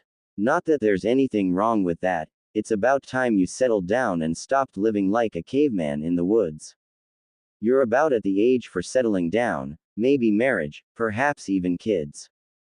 Hidan looked like he was going to explode with some combination of emberment and anger and end this line of thinking, so Kakuzu quickly added, and you should work on not looking so lovestruck in public. After swooning that visibly, she definitely thinks you're an easy mark for any favors she wants. I wish I had thought to pull out my phone and take a picture, it was so artistic. You could be in a museum exhibition of human emotions. Hidan held himself back just in time from breaking the bottle Kakuzu was allegedly not done drinking from and threatening him with it. Instead, he reached over and slapped Kakuzu's hand like it was a misbehaving puppy. Shish, shut up, you moron. I wasn't lovestruck. She just felt really powerful and like I knew her, and I'm pretty sure there was or is or should be something between us that I don't know what it is. Off. Kakuzu decided to let him dig his hole deeper. I don't want any of that shit with her. She just looked kind of amazing and sweet, and I'm really sure that whatever she has to say will be awesome. Yeah, maybe a decent lay too if she wants to go for that. But that's not what she was here for, and you know it. Hidan stumbled upon a strategy that might be much more effective, and changed tactics. Besides, I'm pretty sure I felt you cowering and shit when she was looking at you. You know exactly what I mean when I talk about that look in her eyes. It was like she could have taken care of you in a heartbeat, and you know it, you coward. Don't go accusing me of anything when you think she must be pretty awesome too. Kakuzu was pretty sure that any moment now people were going to start looking, and he was ashamed to admit he had felt a shrinking fear-like sensation under her gaze. I'm no coward, and I will sell you to the zoo if you say that ever again. But fine, if you want to deny it, go ahead. Just don't come running to me if you want a wingman to help you ask her out. Hidan didn't break the bottle, but he did sweep it off the table where it smashed to the ground, made a hazardous mess, and attracted the opposite amount of attention from what Kakuzu had been aiming for. Did you just say I'd need help? Kakuzu fumbled again as he hurriedly picked up his cards and tried to avoid meeting anyone's eyes. Shut up. Shut up, you brain-dead idiot. He cursed himself under his breath at the same time for using the H word. That had never once, ever, been a good idea. That word was only good for provoking Hidan into something stupider than usual. What was he thinking? Yell at me outside if you want, just please stop now. Hidan clenched his fists and stormed out theatrically, headed for the car. Kakuzu left money on the table to cover their drinks and the cleanup and left soon after. As he pulled his coat over his tank top and thanked God he normally wore a mask to hide his stitches, he was forced to ask for the umpteenth time just today why he put up with Hidan's ridiculous childishness. At that moment, all of Hidan's many competencies just didn't seem like enough. When Konan thought of the way her life had always been, it seemed distant. The road of the ninja was a twisting one, full of suffering and pain. It required no small determination to go down, and unthinkable personal strength to overcome its many obstacles, just like climbing over a mountain. She looked at this new road. Rock hard, set in stone, unwavering. Control was in higher demand here than fortitude, and creativity in place of strength. She looked after the metal carriage again. What this road promised was unending power, but slippery power too. She felt something shift inside, and saw in her mind the metal carriage sliding on its wheels, lurching into the air and slamming down again, perhaps turning over.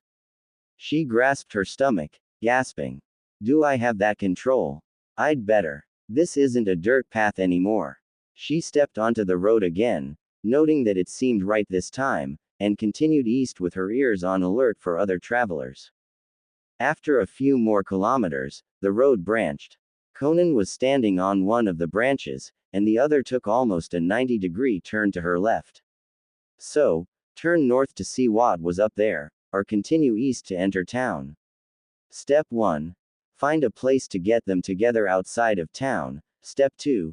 Find them, most likely in town. Follow the priorities. She turned left. After some time, buildings appeared on either side of her as she ran. They were houses. They certainly were larger and better maintained than the shacks she'd spent the night in, but they seemed too well maintained. She didn't see anybody, but a child's toy lay near the side of the road with not a scratch on it, nor a hint of rust. She darted her eyes around. Curtains in all the windows. Good. She darted between two houses on her right, smiled at the providence that had not placed anyone in their backyards at this precise moment, and entered the edges of the forest again. If this was the worst inconvenience she found in this world, she'd be very lucky. As she continued running, she wondered why it seemed that nobody was there.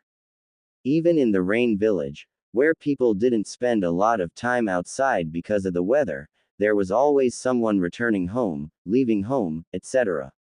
And why did it seem as if nobody was home? She didn't see any mothers or children. Was there some abandonment of homes going on? But they still looked as if people lived there. The way people lived seemed to make little sense. Konan filed that under her rapidly growing, mysteries to be solved later, folder, right next to the lack of shops or other public spaces within reasonable distance of where people lived. She also wondered about the features of their homes. Most of them had large white doors in front. Or, at least, doors were the only things it made sense for them to be. The other differences, such as lack of usable porches, she attributed to general difference in culture between worlds.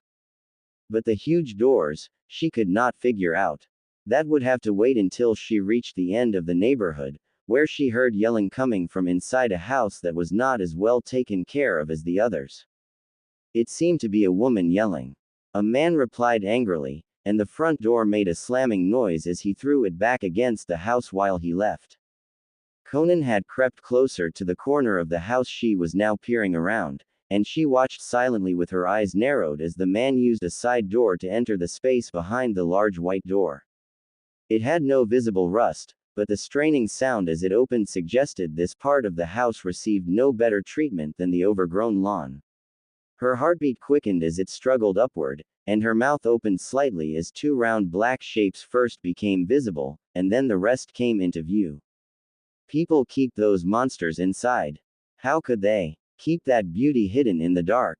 As the man got inside, turned it on, a mechanical carriage, and propelled it out onto the paved path leading from the house, she got her first good look at a powerful metal steed that wasn't moving too fast to clearly see. Whoa! The bottom of it was already a victim of rust that seemed to be creeping upward from somewhere below, and its wheels flattened slightly under its own weight, but that in no way detracted from its design, which gave her the same eerie feeling of speed and slipperiness as seeing the first one racing along had done. Those curves. Wait, flattened. Her astonishment grew as she noticed that yes, the wheels were changing shape as the man got out and reached for his bags. The average civilian here rides inside a metal, mechanical rhinoceros supported by air. Question mark. She forced herself to edge back behind the corner, slow her breathing, and pay attention to her inner thoughts. Her inner thoughts were loud enough she failed to notice the beginnings of discomfort in her eyes caused by excessive dilation. Want. Explode. Want. Something else grew as, even while she was trying to reason that she wasn't ready for that speed yet, she heard the man let out a sharp cry of pain and begin cursing. In less than 1/2 of a second she looked again and saw that he'd accidentally hit his hand on the rusty corner of its hatch, or would that also be called a door? This world's definition of door is too damn big, and cut himself. She'd only heard one other man capable of such rapid-fire, repetitive cursing in her life, and the thought of him did nothing whatsoever to shrink her pupils down to normal or stop the low purr that started in her throat. After he grabbed some tissues out of his vehicle and wiped his hand on them, he threw the bags in and eased it down the path and onto the road. She disappeared around the house as he faded into the distance, but resumed purring a second later. Actually, this round was inspired by the thought of her hand running down longish white hair, like she'd run her hands along a cat's, and the deeper purring, low growling that might elicit. But on to other business. Konan pressed her thumbnail into her palm, blinked hard, and returned to the corner of the house. There were no more houses beyond his, the road seemed to fork at that point. She promised to get herself one of those machines as soon as possible, reason be damned, and went to check out the fork. One side curved back east, toward the town. The other went away from town, in the opposite direction. There were no priorities to follow this time, as neither path clearly indicated that it led into town. But, she recalled that one of the characteristics of her ideal place was that it should be abandoned, and she saw that the yellow lines on the road leading away from town were patchy, cracked, and the road itself had holes in it. Not gigantic holes, clearly it had been maintained sometime within reason, but certainly not as often as it needed. Abandoned, but not too abandoned. She promised not to waste any of this gift of good fortune and quickly set off down the yellow-patched road. Despite her earlier anxiety, fortune was swinging her way. Not for the first time, Konan wondered what, exactly, her inner will was and why Hidan was always telling her about Jashin-sama as if he was extremely relevant to her life. He can give me a necklace himself if he wants. I'm just going to see where this new road leads. Onward. The sun warmed her hair and dappled the flower in it as she ran. As she walked out of the bar, a noticeable wave of lightheadedness hit. She moved aside and stopped for a few seconds to marvel at the fresh air and presence of light. Now that she thought about it, the bar had actually been surprisingly dark when you looked past the plenitude of things to look at. She had been in bars before, but only on spying missions because such places happened to be useful for gathering information. She had never actually tasted alcohol, and the bars in question had been in her world. If he hadn't been there, this lack of experience might have seriously injured her efforts. But he had been there, shirtless and with his hair combed back, looking just like he usually did. Well, almost. She had expected Hidan to trust her to some degree after merely looking, and she had expected him to persuade others to trust her by whatever method he may choose. But the way he acted hadn't been at all what she expected. What she expected was that he wouldn't remember her, would treat her as a stranger. Instead he'd been taken aback by her presence, as if he hadn't remembered her until she showed up, at which time he was overcome by a blast from the past. That was the only reason she could think of why he'd looked so overwhelmed by her presence. One normally didn't have to think much about a stranger. That's what snap judgments based on only a few characteristics are for. Strangers don't warrant intense mental energy, not at first glance. Yet intense focus and thought was what she'd gotten, and Konan could not think of any reason why that might be. The only way this general rule of human interaction could be defied was if the stranger had some characteristic that was particularly interesting, which she did not seem to. They weren't strangers, but he wasn't supposed to remember her, or if more information was available than just a few characteristics. She knew well the surprisingly high quality of Hee-don's eyes, so it was possible that upon first meeting he could have learned much more about who she was and other things simply by looking. She didn't think he could have seen enough to be so overwhelmed by, though. Had something changed for him? Her senses restored, Konan turned left and proceeded to follow Hee-don's instructions. The buildings did seem to be grouped in rough rectangular shapes, so she guessed that blocks meant intersections. After reaching the second intersection, she stopped. He had said that if she turned left, there would be an aquarium, but if she did not, there would be someone else at a gas station. Who to visit first? She decided that it would be easier to explore the dead ends first. If she went to the aquarium, the only person she could see working with marine life was Kisame, who wasn't very sociable and open to forming connections. He was the least likely to know anyone else she needed. Whoever it was at the gas station, they had to be more outgoing and or open than Kisame, because it was very difficult to be less so unless one was a full-time hermit or agoraphobe. Aquarium first, then. She turned left. Kisame. Sigh, I love my job. This was what the shark man thought as he carefully placed dead fish into the shark bucket, carefully checking to see if any of them were diseased as he did so. The smell of fish might not be good for one's social life, but Itachi didn't mind, and neither did any others he was casual acquaintances with, and that was all the social life he desired. Kisame was very glad to be back at his job after a couple months of vacation, and to see Itachi again. Just as importantly, he was glad to see Samahata again. Well, that's fitting. A shark among sharks. Not that that's really the case. He tugged his work hoodie tighter over the gills on his shoulders, then picked up the bucket and began the walk to the shark tank. No, stop it, Kisame. You know damn well that is really the case. You are a shark. Own it like you always have. What's up with this sudden insecurity? The uncomfortable truth was, he didn't really know. It had just happened very recently, within days, that he'd started really noticing what he was and how weird it was. It was irrational, of course.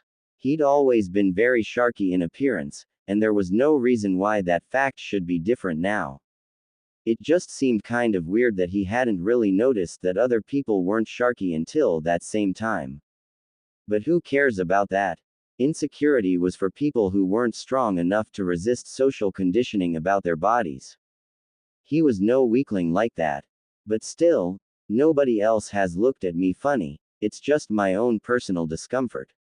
For my own comfort, maybe I should find out why I have scales and gills, etc. Facts are facts, and the facts are that's abnormal. Okay, that was a way of stating it that was acceptable.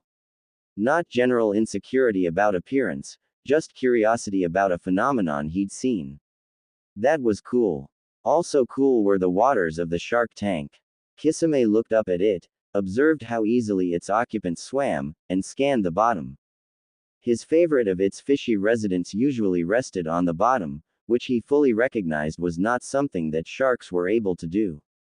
Well, some species were, and he didn't really know what species Samahata was, but even they did it only by pumping water over their gills. He'd gotten the chance to look at Samahata resting like that for an extended time once, and it appeared to be perfectly natural and easy, not taking energy at all. It occurred to Kisame that perhaps his realization some days ago when he'd come back from vacation had a silver lining to it. Now we both get to be freaks of the shark tank. I like spending time with him even better now that we have more in common.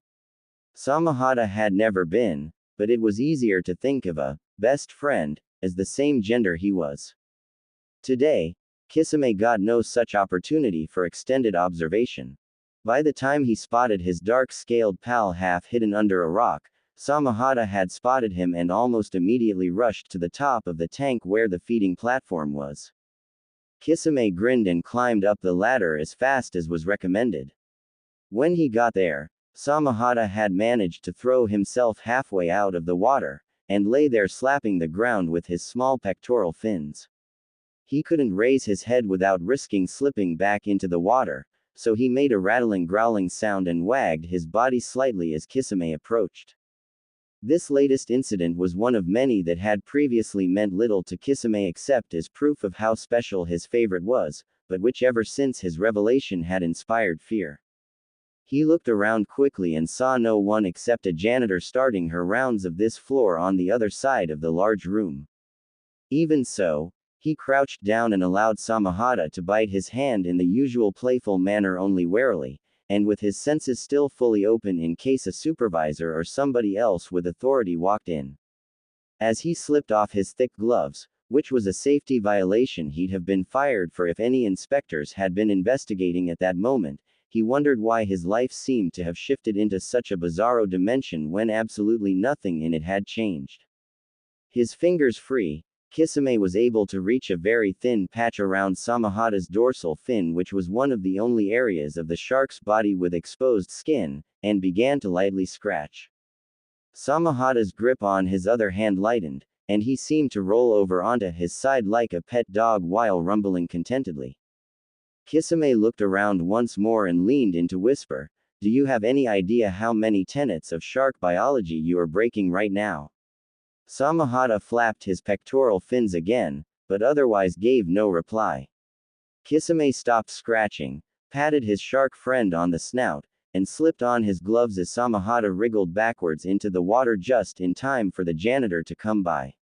Aside from him, the people who came to check on the tank itself after him, and the people caring for animals in other exhibits, the janitorial staff were the only ones that regularly stayed in the building until this time.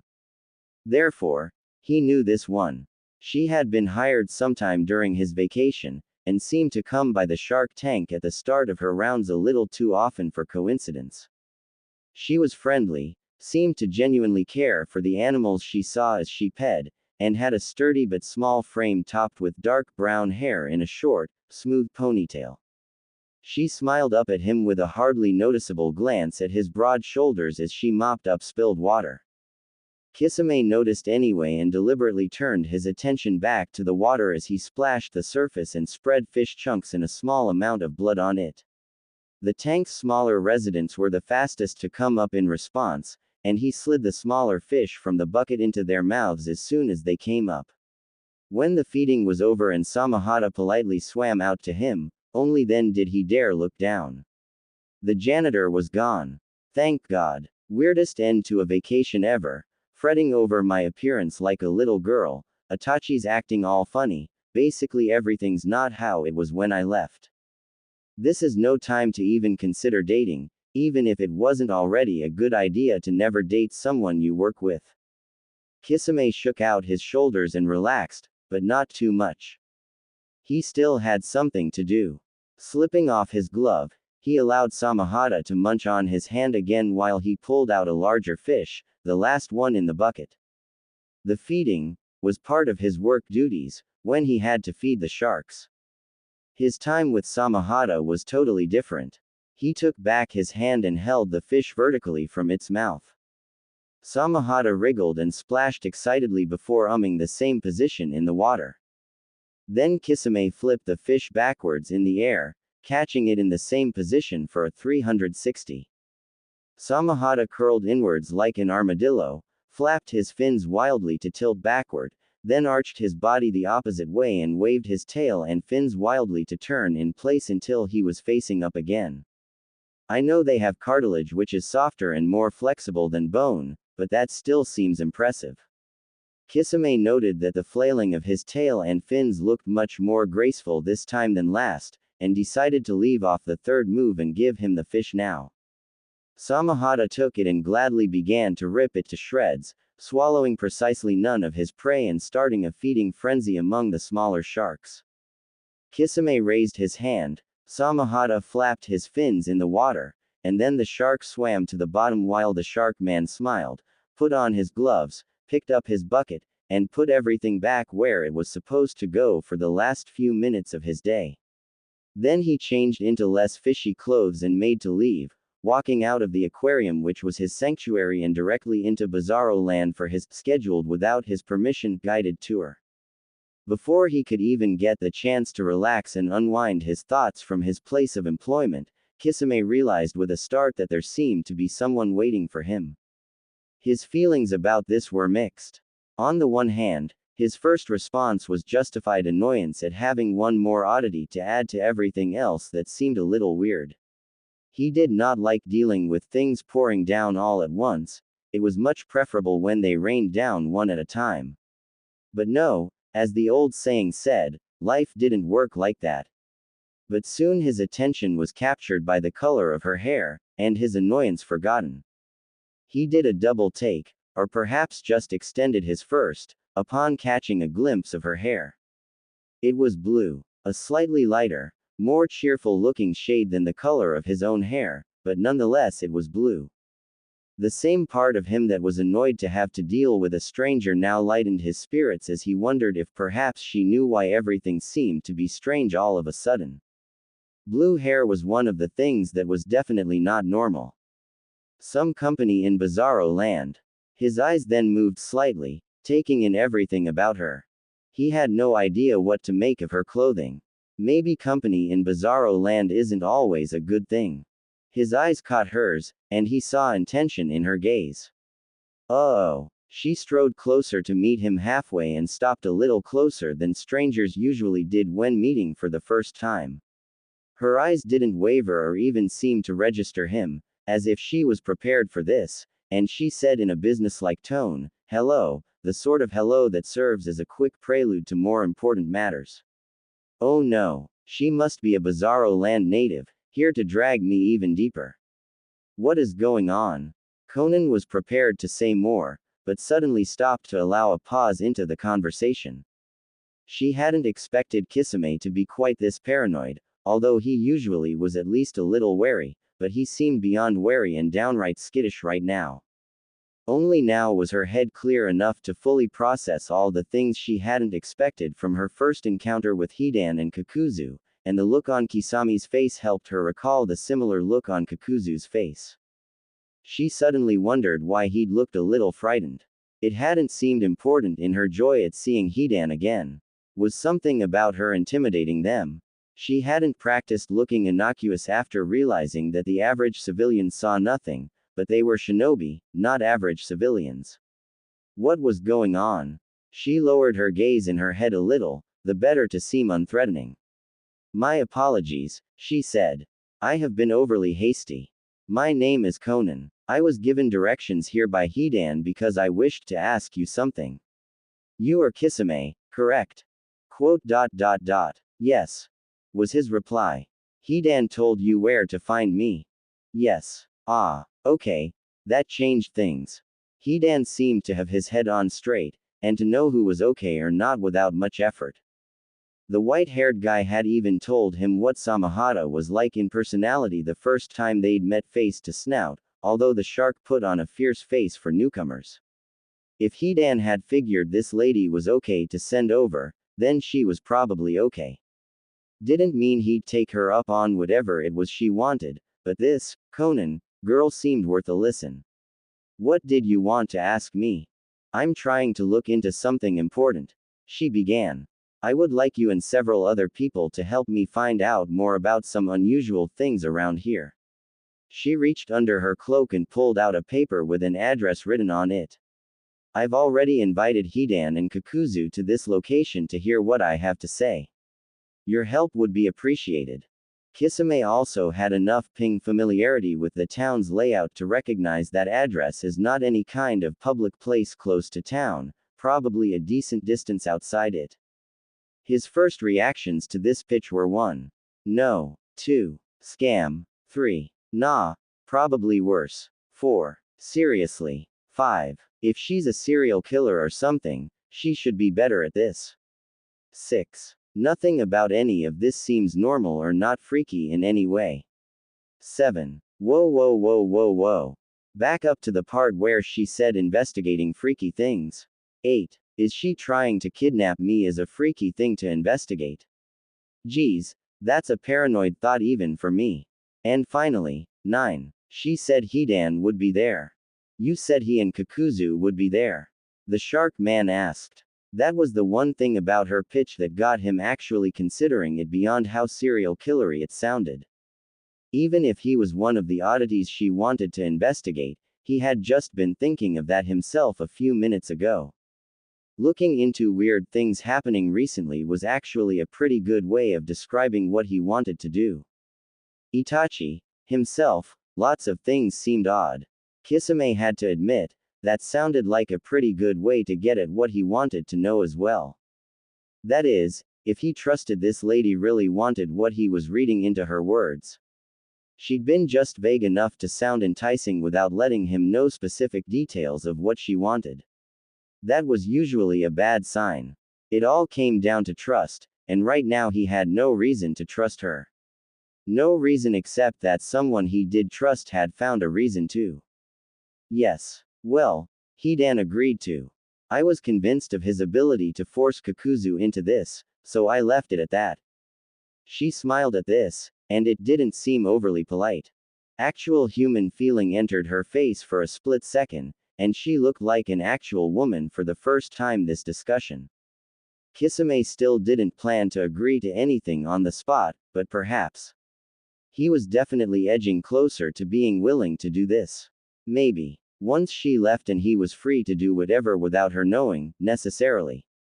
Of course, if she had further talking to do once he got there, he was free to respond any way he wanted to that. He was finally willing to believe she wanted something he might actually be willing to give. But good God, did this lady not know how to convince him of that? Your technique needs work, he said once the burst of visible feelings had passed and she looked businesslike again. Your eyes are just way too directed. I was wondering if you were a robot for a second there, from your face. I was also wondering about the odds of you being a serial killer. Maybe tone down the eyes and try looking more human if you want anyone who's not like Hidan to agree to things. Kisame tried to mention this in a businesslike manner to match hers, but he couldn't help shivering while asking her to look more human. Wuss. Well, at least it helped get his point across if she noticed. Itachi had tried advising him to be more willing to put forth a good faith effort to be friendly in the past, and even though he wasn't willing to be sure that he really should be helping her to convince people, this was the exact sort of distrust Itachi didn't want him to be plagued by.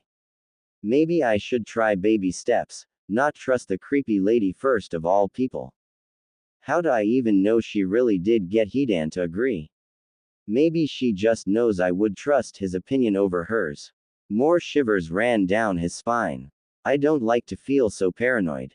I don't. It's just that I don't think there's any choice, just look at all the stories of terrible people taking advantage of people. If anyone's going to trust anyone, it's not going to be me. I'll outsource that to people who can tell who to trust, let them demonstrate.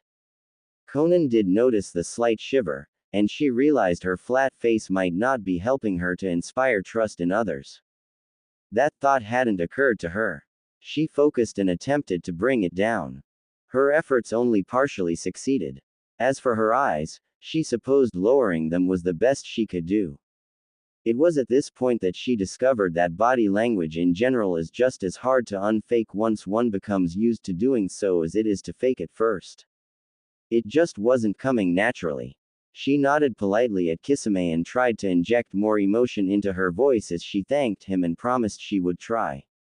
It sounded terribly wrong, and once she realized this, she put in some effort to unsuppress a wince. She tried so too late, however, so it looked like a feigned wince. This was going to be a long adventure. Konan didn't expect she would gain anything more by standing here trying to take his advice, so she quickly raised a hand in farewell and walked away, trying not to look like she was scurrying away in emberment. Of course, her effort to suppress that was much too successful, and Kisame had to take a few seconds to work out that that was what she was doing from the speed and silence of her departure.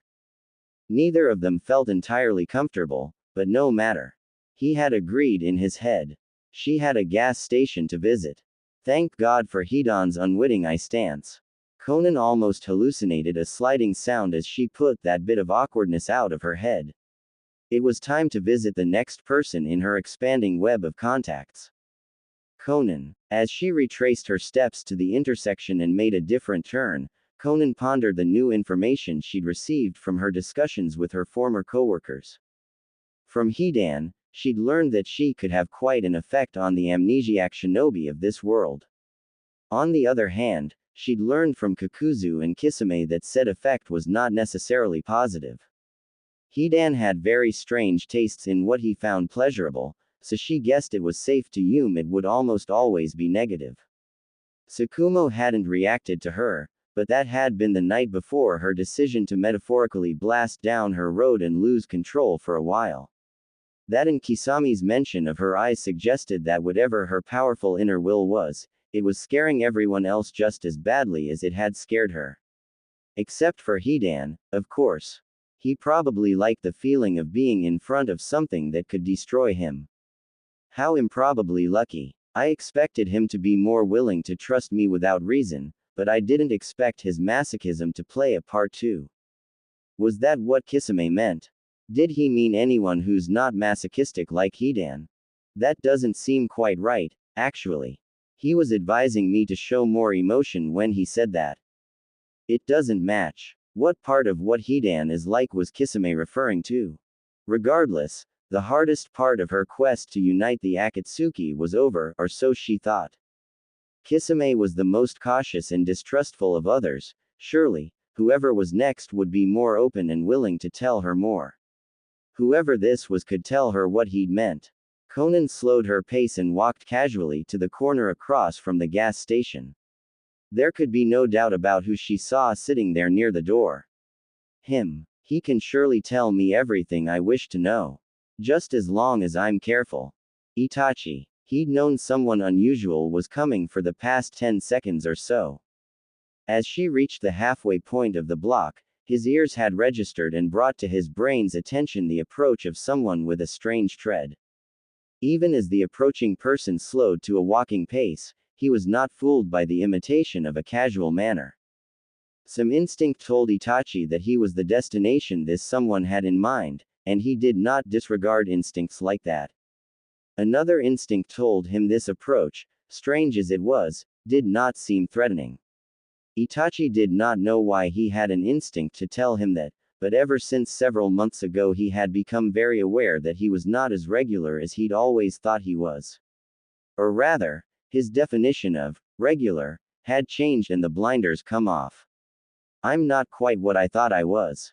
Is this person? The steps stopped on the corner across the street from him, and he turned his head to look to the right. Across the street looking back at him was a woman he had never seen before in unusual costume. The paper flower nested in her blue hair was a nice touch, but did not reduce the aura of authority radiating from her intense gaze and body posture.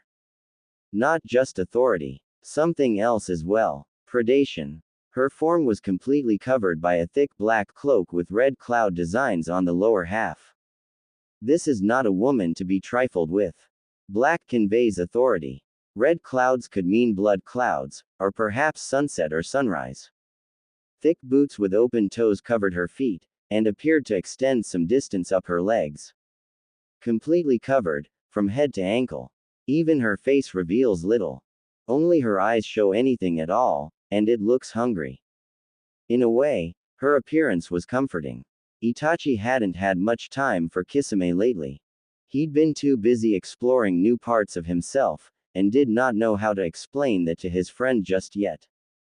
What he had found was a great many things he could do that did not match his past experience.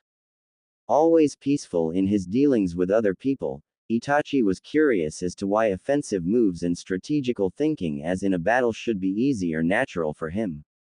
But without ever having lived such a life or being trained, he could think that way and fight if need be. This woman appeared to be just the same way. Despite her predatory vibe, he sensed no hostility. Itachi smiled sincerely, and raised his hand to welcome his opponent to the field of verbal sparring. She can certainly tell me what I wish to know. But only if I'm careful. General. The woman nodded slightly in response, and her ears twitched noticeably as she listened for traffic before walking across the street to join him. She smiled, apparently feeling the same about their unexpected kinship, and sat down across from him with her legs folded beneath her. She looked him in the eyes and said, "Konan," in response to a question he had not yet asked. "Itachi," he responded likewise. Only then did her gaze break with his. Her eyes drifted over his left shoulder to the guitar case lying open next to him, its contents visibly including a comfortable array of money. She looked back at him as if that was a small surprise, but not completely out of the expected. He nodded back. Some of it was brought to start, should he need food or drink during the afternoon, but much was not. In addition to Kisame, who had contributed his usual $5 over his lunch break, some others liked to regularly come by and listen. There was a certain patron he could usually count on to appear out of thin air whenever a cheerful melodic tune was played, and by sitting at Itachi's side and gazing out into the crowd with visible joy and a certain innocence could almost summon money. Of course, it was not impossible for said patron's companion to provide such an effect, but he almost never put forth an effort to do so. Itachi had never asked them to east him together. It might give his regular customer base an experience to never be equaled and drive them away. Konan had not thought about what Itachi or any of her teammates would do in this world, but now that she considered it, music made perfect sense for someone with his sensibilities. If any of them stayed in contact with her after her truly outrageous proposal, she would have to ask. This indicated some good things. First, he was smart enough to make a living at something so variable. Combined with the way he had analyzed her at first glance, that said very good things about his closeness to his shinobi heritage. It would make him a lot easier and more interesting to talk to and convince. Second, he must have many people come to listen to him. At this rate, that would mean he knew every Akatsuki member in town. She decided to get serious and began her alt in earnest. "You seek answers," she began. "Some of them, I likely know. Some others, I may not know right now, but I'm in a better position to understand than you are. The rest, I might know someone who knows. Or perhaps you do. Those answers are not to be considered relevant for right now." "Of course," Itachi replied. "That's a hard bargain. What could she want? Those answers you don't know right now, you will need help to find. That's why we're talking, isn't it? You need answers for yourself as well, and to get them you need me. I don't like gambling." He's right, of course. I need to stall for time to think. Not necessarily. I need more people than just you, and for what I have in mind it would not be improbable if several refused. On the other hand, the people I need are the same ones you could use to further your own search, and if they don't accept my offer, they're out of luck and no use to you. If they do, you're out of luck. I seem to be in a unique position to understand the situation here. Something feels wrong. Itachi's eyes widened at that. A threat? Of course, I shouldn't have expected someone with that look in her eyes to be any good at diplomacy. Well, that's all right. You seem not to belong here. Unlike you, I do, and probably the others you are referring to are my friends. I won't accept bullying to them or to me." Konan became conscious of her language, and attempted to summon more resources to her mind to change it. Crap. That's what was wrong. My disadvantage is exactly what he's realized, and I've led him right to it.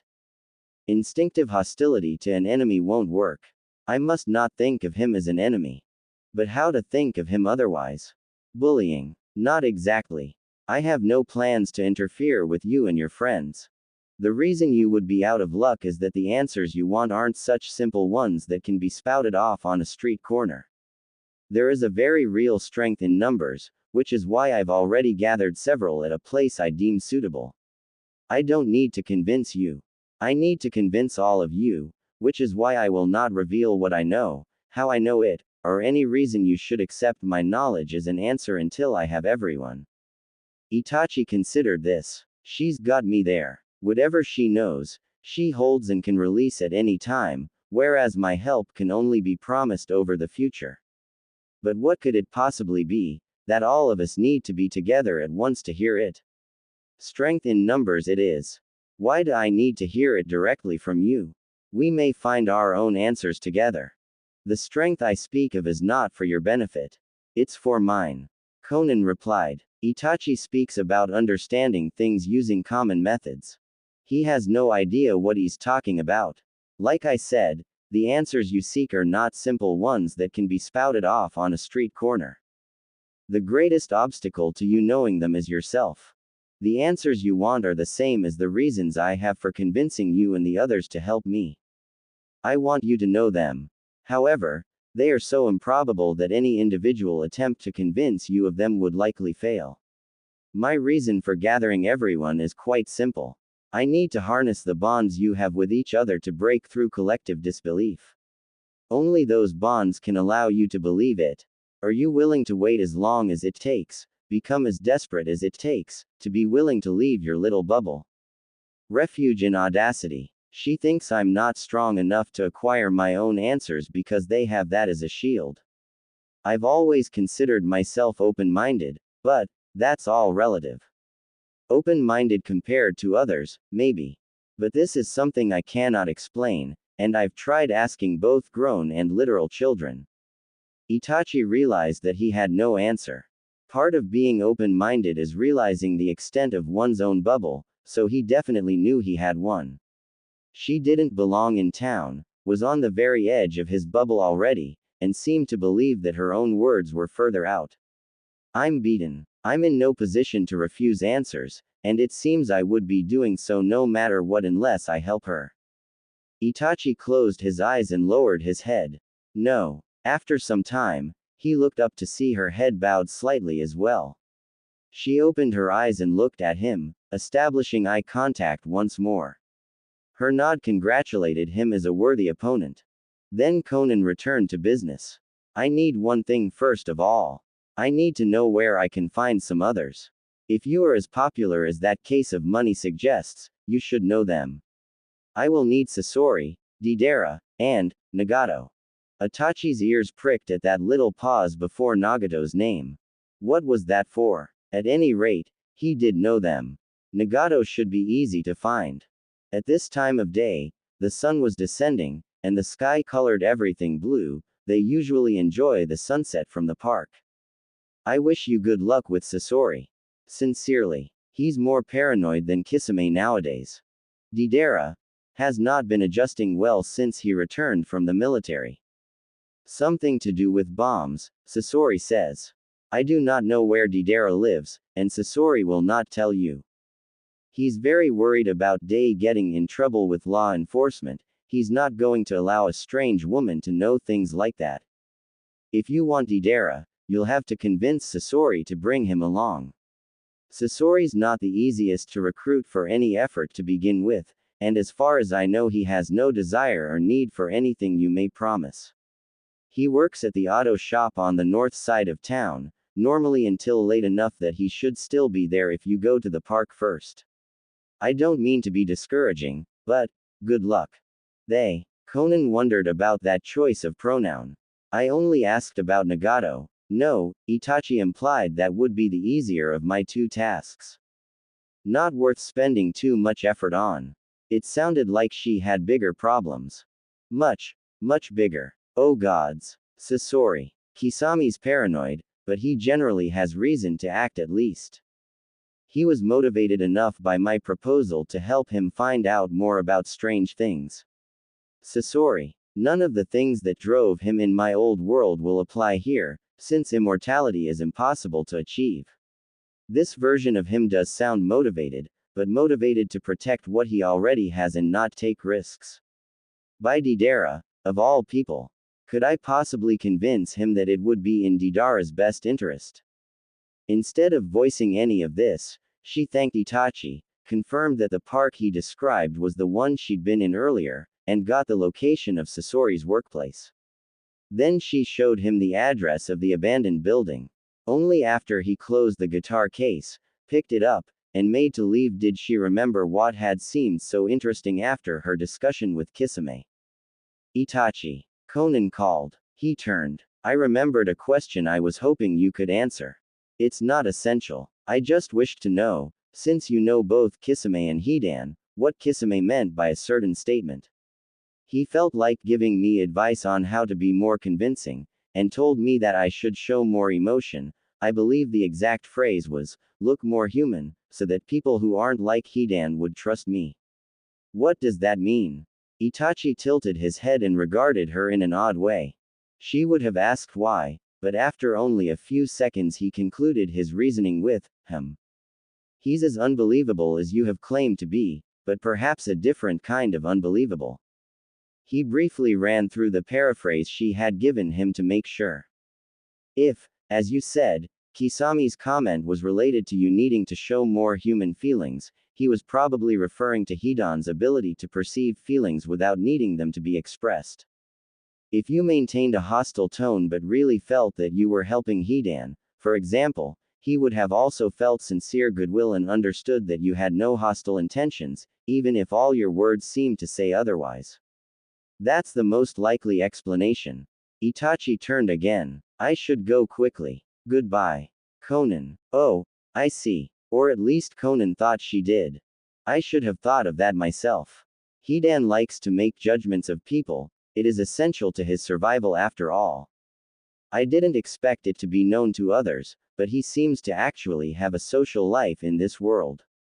Of course they would know he has such an ability to make accurate judgments. The specifics of Itachi's words were lost as she recalled her own knowledge of Hidan.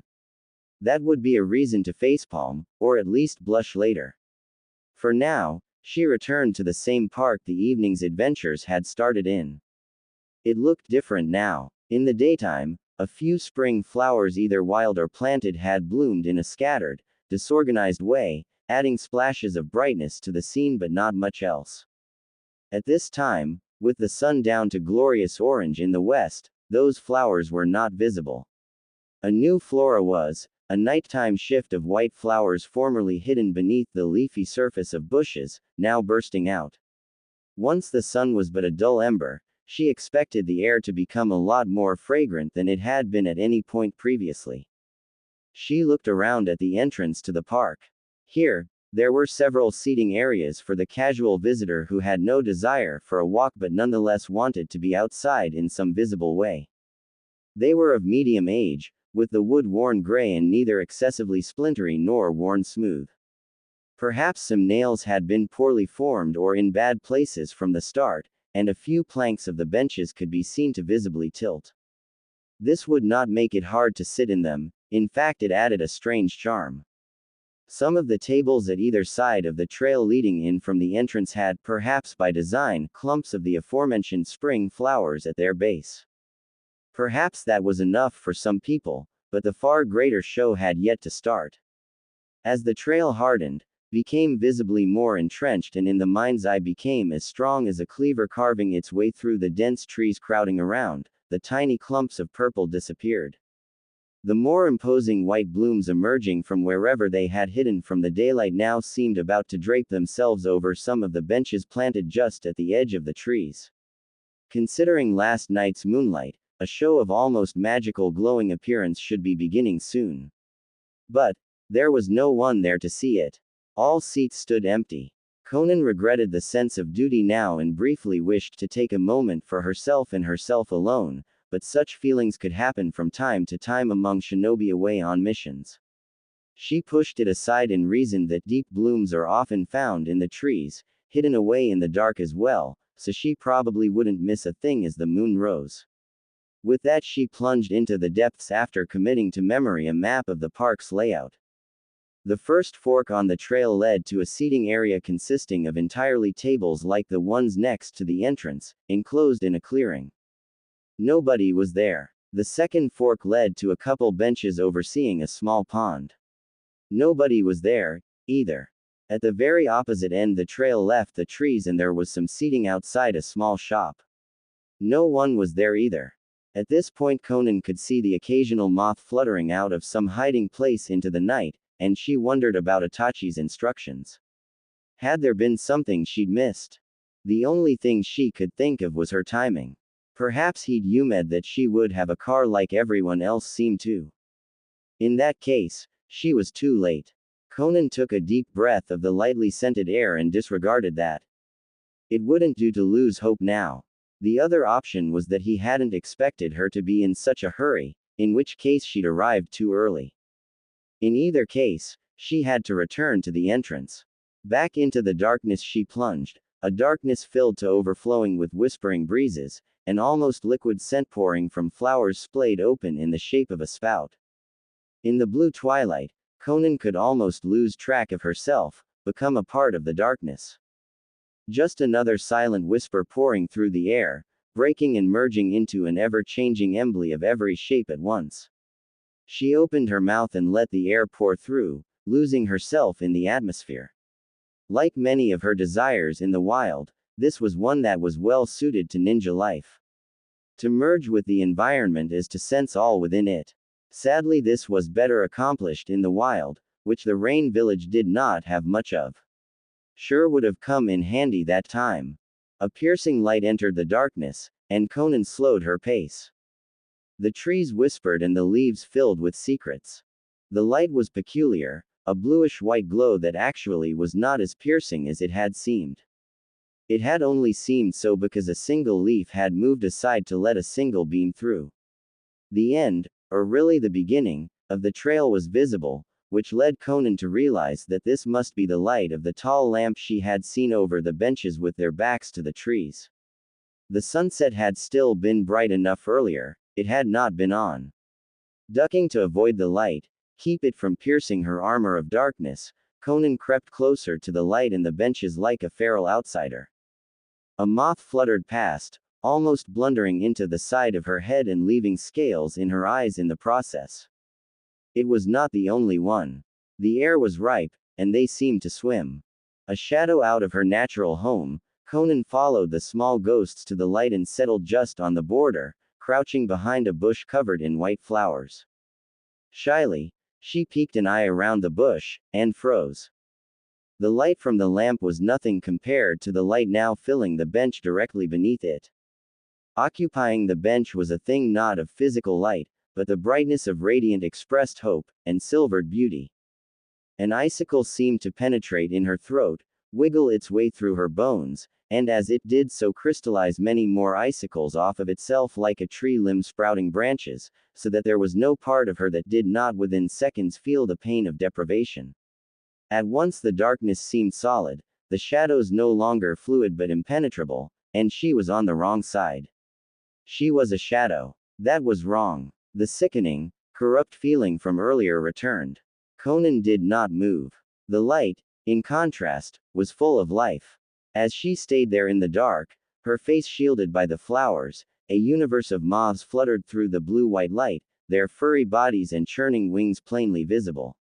One of the moths landed on an outstretched hand, and then another on a proffered nose.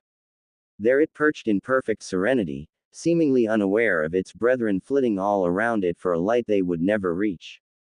As she watched, it spread its wings but did not take off. It just lay there, the flighty insect tranquilized by the beauty that had captured it. The scene was enough to break Konan's shock, and her chest shook there in the dark. There was little to say or think, except, is this heaven or hell? Both. Neither. It's wrong, impossible. How on earth could it be? The journey of 1,000 miles begins with a single step. At least, that was the proverb that first came to mind. Kakuzu didn't know if that was the most appropriate proverb, but he supposed someone had to begin things. Since they were doing nothing but waiting around for other people, he might as well. He heard a door close squeakily some distance away, then Hidan came speeding around the corner into view. The time elapsed in between seemed insufficient. He wondered if Hidan was on coffee time. But no, there was no caffeine involved. Hidan was simply that excited to be exploring an abandoned building. The younger man had already stated his disappointment that it wasn't haunted when they entered, but his mood had recovered, and ever since he'd been exploring all the rooms.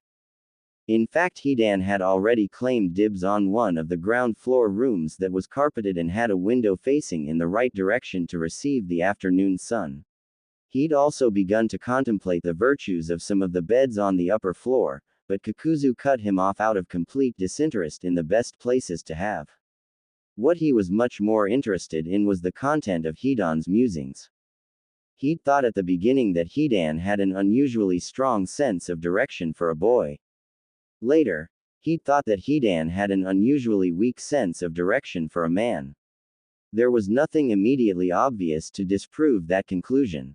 When asked about life plans, the younger man never had one. The direction he did show was probably pillaged off other people that felt they should make something of their lives.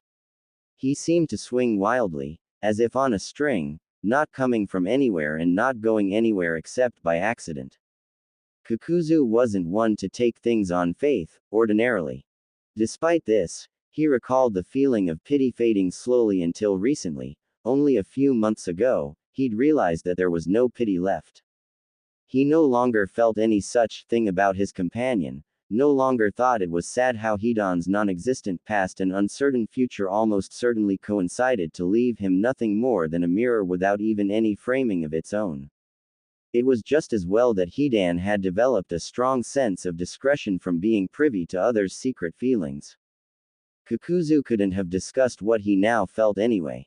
With no obvious reasons to think any such thing, he now sensed Hidan's existence was empty only in the way a black hole was.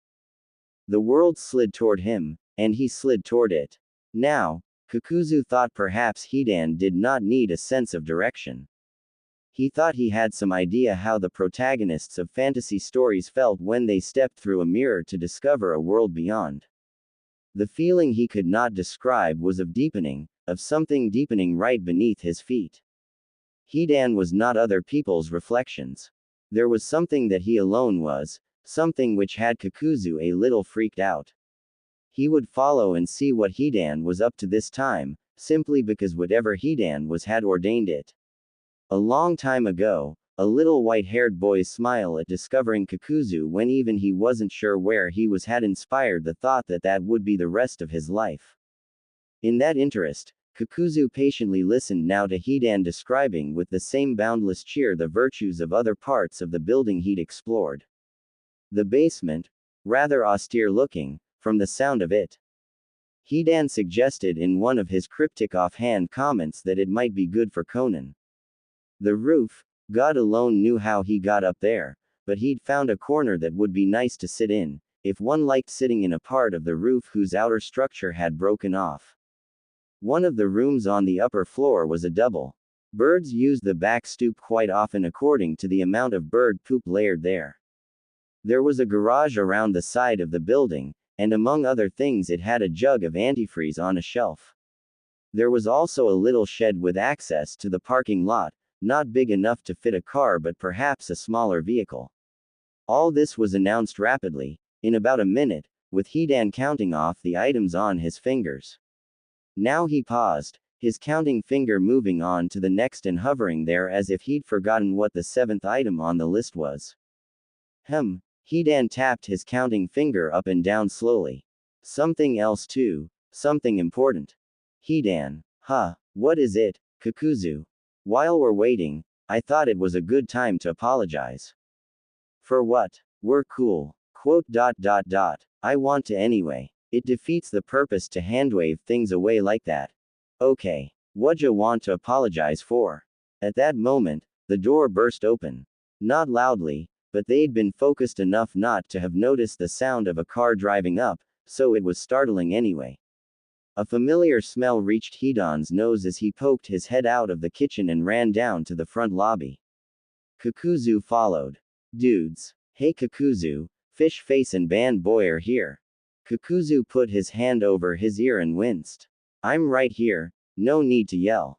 Kisame muttered, same, then turned to Hidan and requested no nicknames for the rest of the evening. Such a request was enough to make Hidan completely quiet as he pondered what to call them aside from the nicknames he had for them. While he did so, Kakuzu turned and told the new arrivals of his encounter with the odd-looking woman who had invited them all here and his suspicions. Kisame nodded at the end of his explanation and said, "Yeah, me too. Is it just me, or have things been weird enough lately? I did not need to find someone like her waiting for me on top of everything." Itachi wondered what his friend meant by that, but asked nothing. Sometimes tension needs to reach a critical point before it releases. I think she is that point. What tension? Asked Kakuzu, who was used to greater oddness and had overlooked the many smaller oddnesses he'd noticed over the past few months. And what do you mean by that? Itachi explained. From what you've said, it sounds like she was relying on persuading Hidan to get you here, so she didn't have to tell you anything about what she wants. I have not heard what she said to convince Kisame, but when she came to me she had to reveal some of her plan to bring me on board. What she said to me was that she knew I was seeking answers, and promised that she could tell me what she knows of them and help me find out more. She implied that she was very involved in the current situation in the process.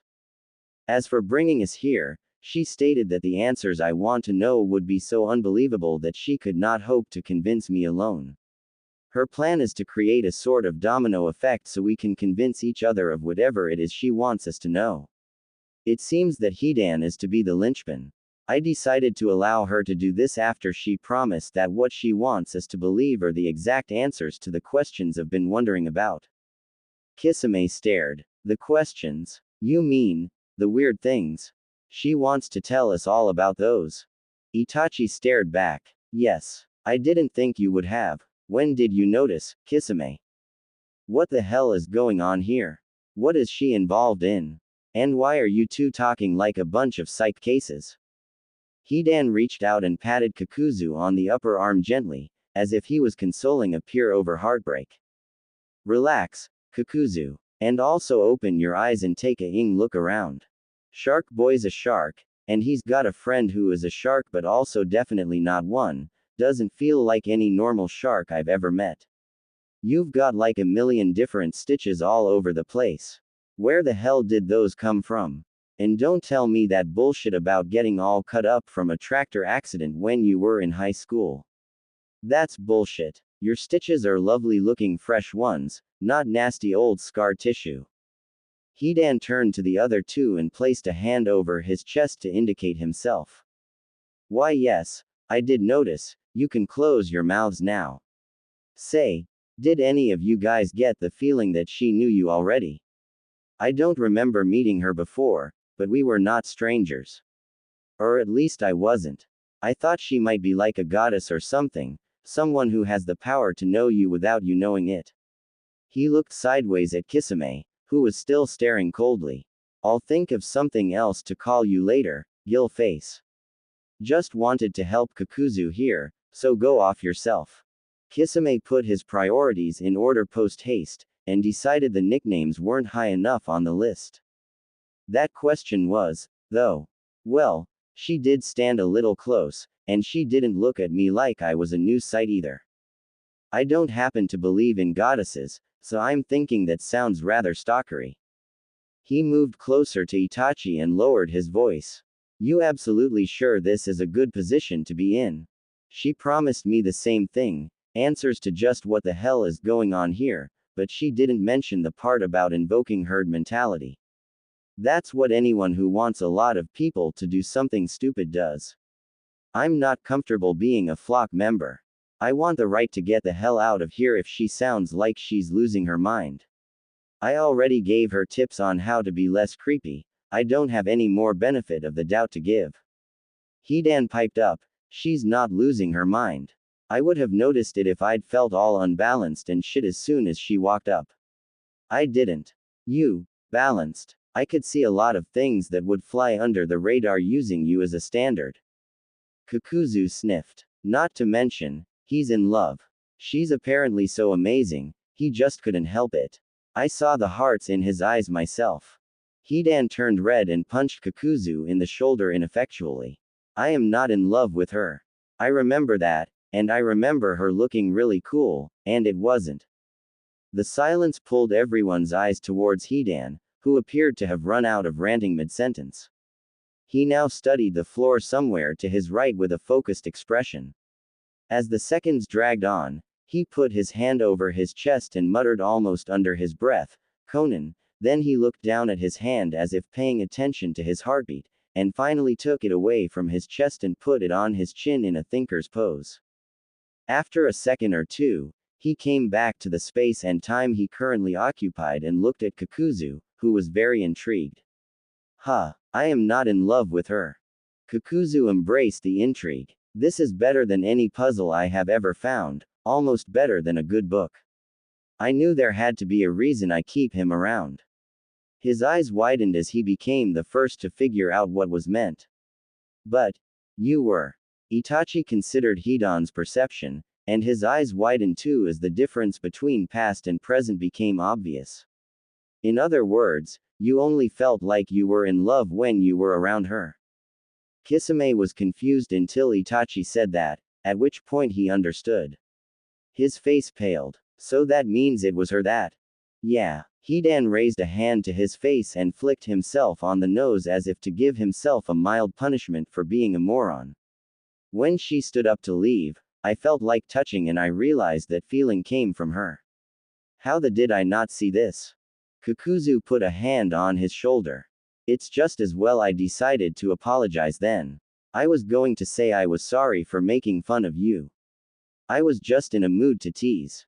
Looks like I have extra to apologize for now. Hidan smirked. Ah, thanks. That's sweet to say, even if we were already 100% cool. He then stuck his tongue out at Kisame, who was still shocked at this revelation. That settles it. Whole. Definitely a goddess. Itachi was as curious as Kakuzu now. Sadly, she requested the locations of some others, so I sent her on to Sasori and the Celestial Twins. Sasori alone could take her a while, if she can convince him at all. We'll have to wait. Kisame had recovered from his shock and found, to his surprise, that he was now disappointed at having to wait for Konan to come back. Well, at least I have something to wait for now. This settles nothing. There's still no proof she came from fluffy, sunshiny heaven as opposed to being a regular old stalker. I reserve the right to think the worst. Sunshine. Hidan immediately put his fingers back into order and counted off the seventh thing. That's it. I found this room that's not usable for much, except that it has gigantic windows to let in all the sun. Put some fluffy carpeting down, move in a comfy chair. He started purring with his hands curled next to his cheeks and moved next to Kakuzu to rub against his shoulder in perfect bliss. Since when is he a fluffy little housecat? Well, I suppose it does no harm. Kisame was fascinated in a repulsed way by this, but he shook himself out of his trance and returned to his priorities. Itachi, why have you been avoiding and acting odd around me lately? I'm sorry. I was looking into the oddities, I didn't know you knew. End of intermission. Nagato. In the dark, the light shining from the moth's wings dazzled his eyes like the light of a revolving star. It poured through the air, as liquid as the scents from the flowers, and though he didn't know it, he was smiling. Beauty and beauty together, and not the fading type, either. The thought is this what people mean by mystical. Waited patiently for the moment to end, at least in theory. As far as mystical could describe the feeling that everything inside his body no longer had any weight, just as if the light outside could pour through his eyes and settle inside, it was probably accurate. If it could convey the sense of rightness that allowed him to drift, helplessly like a feather on a river, toward the beauty he was drawn to with no obstacle at all to stop him, then it was probably accurate. Nagato felt nothing, no fear or doubt, just sheer desire to drown himself in that light as a celestial body desires to fall into its star. Gravity defied itself as the moth simply floated back into the air again, hardly seeming to move its wings. Slowly it hovered, then with a ripple abruptly broke out of the moment and flapped its wings to trace a path upward. That ripple Nagato swore he could see in reality told him the bubble was about to burst, the moment about to end. He redoubled his efforts, but alas, a thing that is only carried by a current cannot speed its journey. He was almost there, just about to reach it, when. Wow! Nagato stopped moving. His face hovered only centimeters from its resting spot, but he remembered what he had forgotten in the moment with the moth, that the distance really was infinite. He had his own motion. He would never be able to fall into his star. Slowly, holding back both his breath and the tears slipping out to fog over his eyes, he slid backward so as not to draw attention. When he had regained a normal seated position still facing his friend, he sighed in relief. Thank goodness, he had not upset the world with his actions after all. Yahiko had not closed his mouth after his previous exclamation of wonder, and still sat tracing the moth's flight, completely unaware of any potential to be upset. He watched the moths fluttering about in their dance, and wondered if they knew how they were. He smiled gently, a smile that Nagato believed could make anyone who saw it gentle too, and turned to share the sight with his friend. When their eyes met, they both were smiling. Yahiko smiled wider still at seeing Nagato apparently so moved that there were tears in his eyes. He laughed, and gestured for Nagato to look up with him. It tickles a little when they do that, but a good kind of tickling. Kind of like, well, you ever held a caterpillar on your finger and watched it? Kind of like that, except, their wings. The light shining through them is different somehow, more fuzzy. It's like moonlight. A little. Kind of different, actually, but not very much. The whole thing is just really great. I mean, Yahiko made several motions with his hands as he spoke, reaching out and closing his fists as if he could grab the words he needed out of the air. His face flushed bright red as they refused to come. They're just so small and fuzzy, and the light's so nice and all of it's brightly lit. It's just right. I'm sorry. Nagato poked him in the shoulder. Don't be sorry. I love trying to talk about things like this, actually. Let's see, it tickles very delicately when they do that, like the very edge of a very soft feather. The light shining through their wings is, that one's really hard to talk about without seeing it, but maybe it's a little like when you see light shining through the water. When you see light like that, and it's so smooth and kind of gentle. The moths are delicate and beautiful, and the light is delicate and beautiful, and the whole thing is just like a moment angels might have pictured on postcards in heaven, with no darkness intruding anywhere. Does that sound close? Yahiko slumped backwards over the bench. Things just sound so good when you talk about them. I'd love to help other people feel good with my words like that. How do you do it? He sighed and lifted his arms off the bench, allowing them to fall with exaggerated emphasis and sprawling in a full-body pout. Nagato tried not to giggle, but ended up shaking slightly while smiling, which was a dead giveaway, so he needn't have bothered. Yahiko turned his head, and managed to keep a very slight pout on his face for only a few seconds before it morphed into a smile, then a full grin. Well, the part about what it felt like was a little off. It wasn't quite like that, he said as the smile was turning into a grin. Then they were both laughing. While still convulsing, Yahiko pushed himself upright and got the last of it out. Still grinning, he turned to ask Nagato, who was still giggling, wait a sec, do angels really have postcards in heaven? I've never heard of that, but it would actually be so appropriate if they did. I hope at least some of them send mail to the demons. Imagine if you were just there, and everything was all dark and fiery, and then you get a postcard addressed just to you with a snowflake on it or something. That'd be exactly the sort of thing an angel would do, wouldn't it? Nagato held his hands in his lap to keep them from reaching out and screwing everything up. You'd know what angels do better than I would. Yahiko tilted his head. What do you mean by that? Nagato realized then what he'd said and turned away to hide his slight blush. How to fix this? Oh, I didn't mean. I just meant that you, actually that angels are, quite simple beings. They spend their whole lives in the good parts of the afterlife and never even get tempted by anything. They just know what's good and what's not, like they're made of goodness. I have been confused, doubted, stolen pieces of candy from my parents, wondered how I would perform the perfect murder if I had a reason to murder someone, stuff like that. I know that's all pretty normal, but it's only normal for people, not angels. You just seem to be a lot simpler than I am, have an easier time knowing what things are, that's all. More angelic than me. Yahiko relaxed at this. Simplicity is overrated. Maybe, but there has to be a reason it's rated in the first place. There has to be someone around who knows what they're doing. That makes sense. Yahiko paused. Just, maybe, don't phrase it like calling me an angel. I don't get offended or anything, and it's not like I mind girly things, but I just can't help but think it sounds like flirting whenever I hear a guy talking about someone looking like an angel. I don't mind very much, it just feels kind of weird. That's okay, right? Nagato was almost as red as his hair by this point. Yeah, I get it. That was an awkward way of putting it. I didn't mean that you look as beautiful as an angel or anything like that, it just came out wrong. Is this lying? I didn't mean to sound like I was flirting with you or anything. Oh, sure, I didn't. I won't say things like that again. Why did I even say that in the first place? Yahiko waved his hand as if to deflect flies buzzing around his head. It's okay. I didn't think anything like that, no awkwardness here. He then considered for a couple seconds.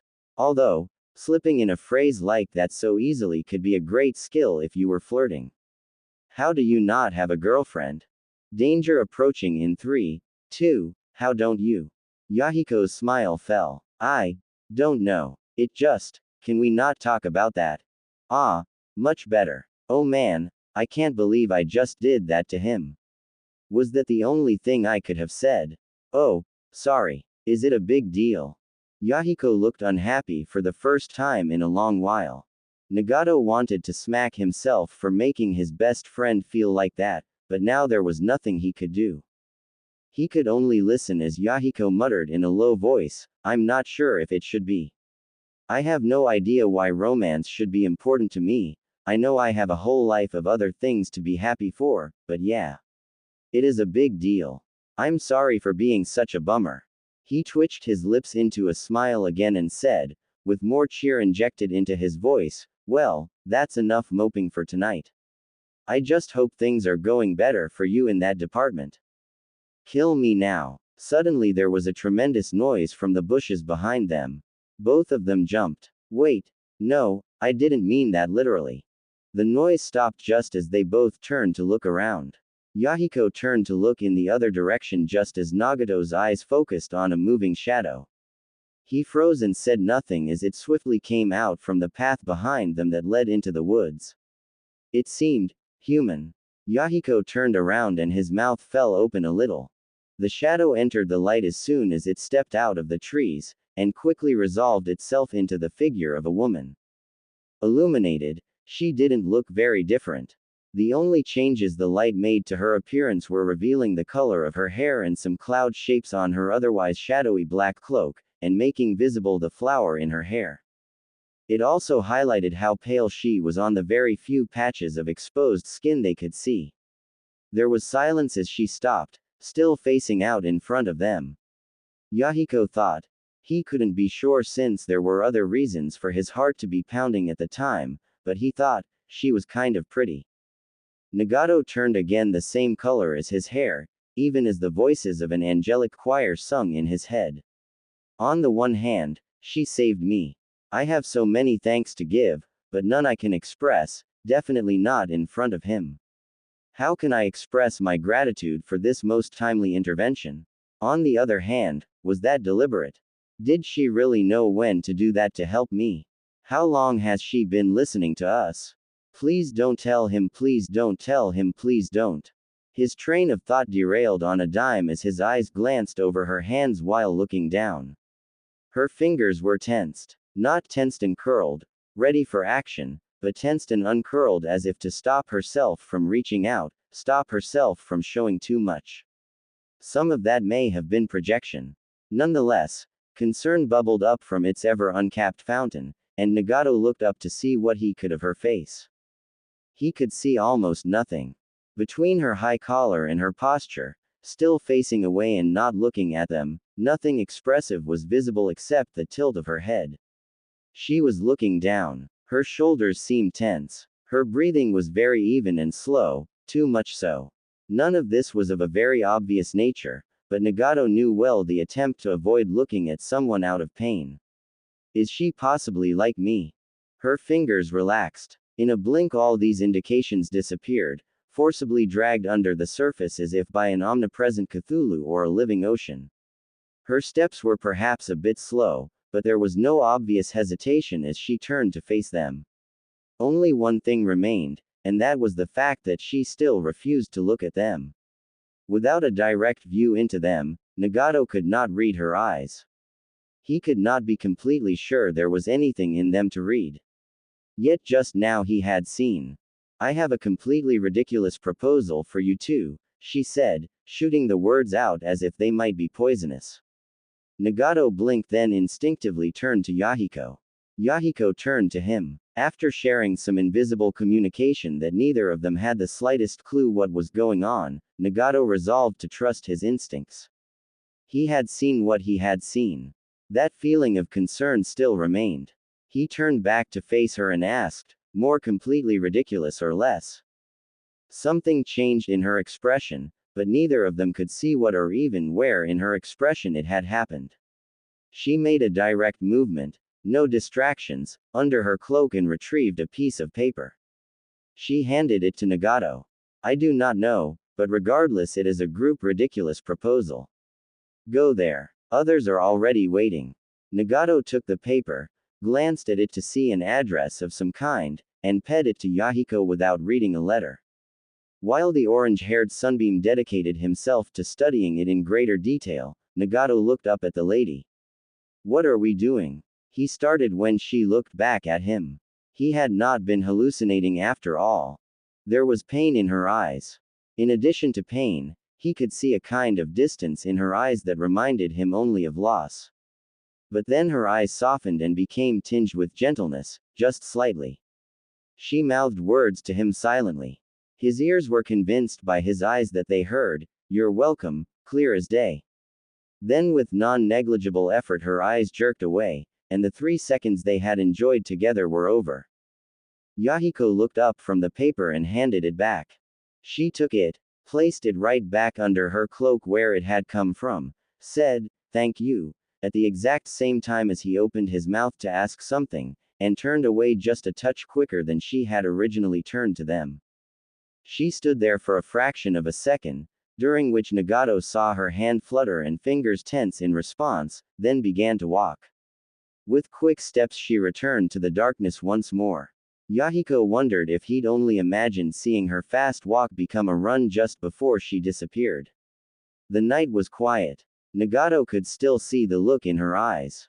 He turned to Yahiko with a strength in his posture, no longer relaxed, and asked in a tone that was mild yet not to be argued against, "You got the address?" Yeah, we're going." Yahiko looked curious and felt bewildered. Not at the declaration, he was more than willing, but at the tone it was in. Nagato looked sure, a kind of surety from somewhere deep inside. Yahiko felt his eyes tearing up, and realized he was happy. It was good to have someone else with a strong direction. He understood much better what Nagato had meant. Just seeing this look in his friend's eye made him smile.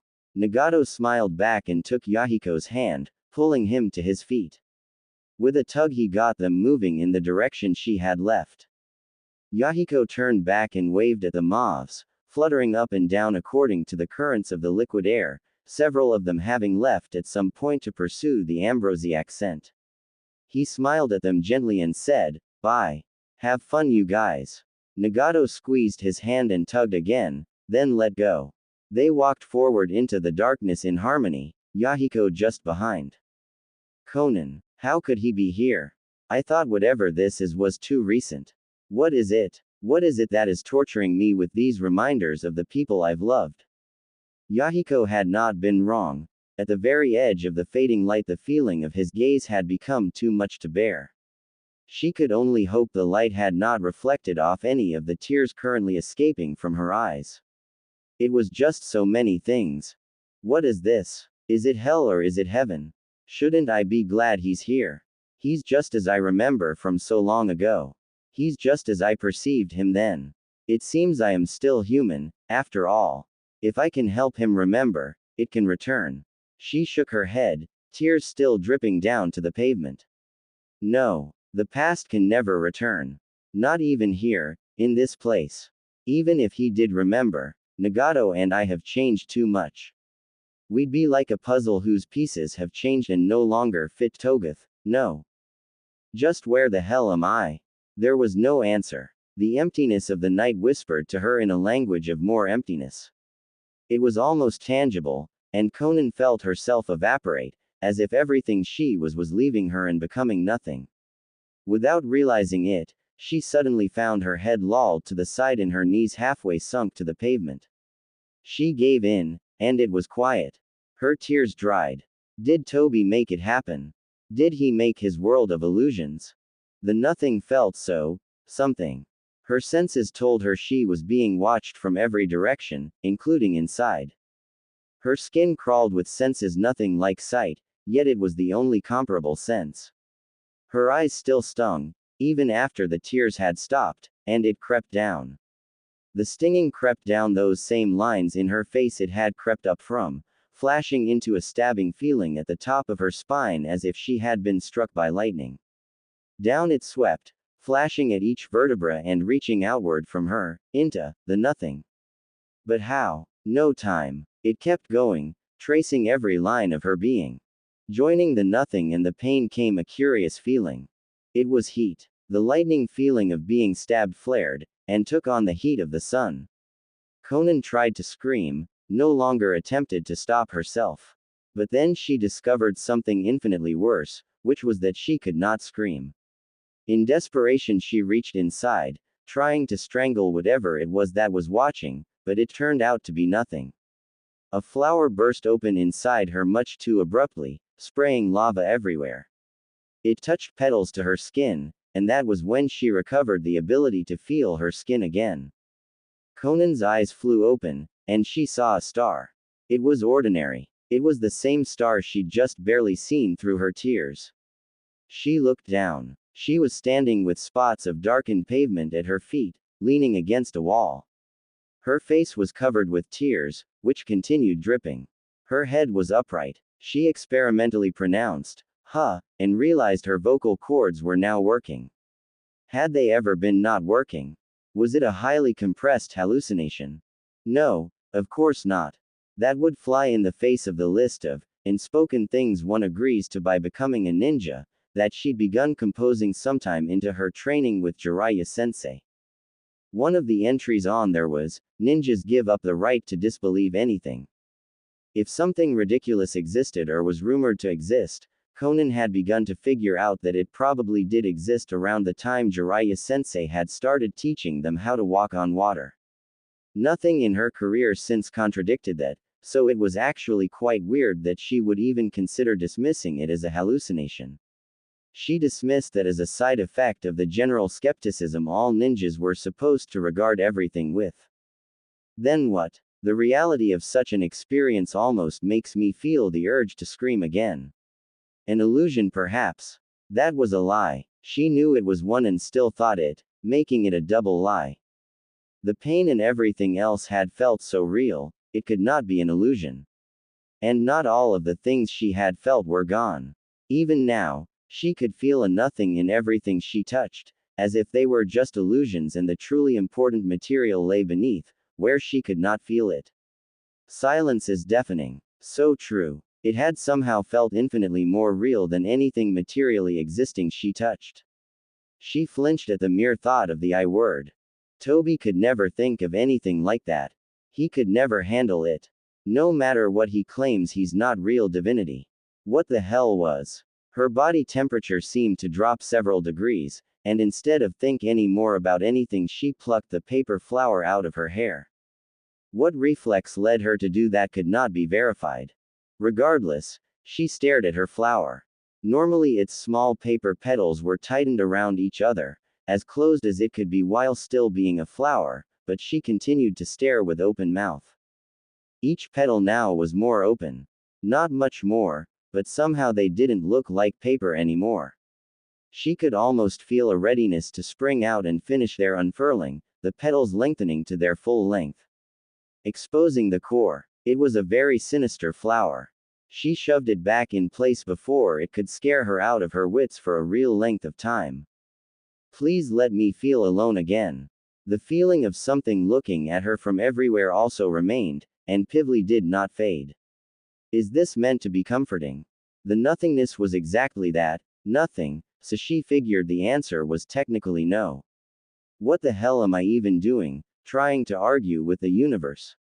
Or am I trying to argue with myself? Which is what? She no longer believed she was recognizable even to Nagato, who was only a few months gone. The tears began again, but a strange sense of comfort kept her upright. Her legs vaguely remembered the directions to Sasori, and without noticing she began to walk, stepping over her tears that were beginning to dry on the pavement.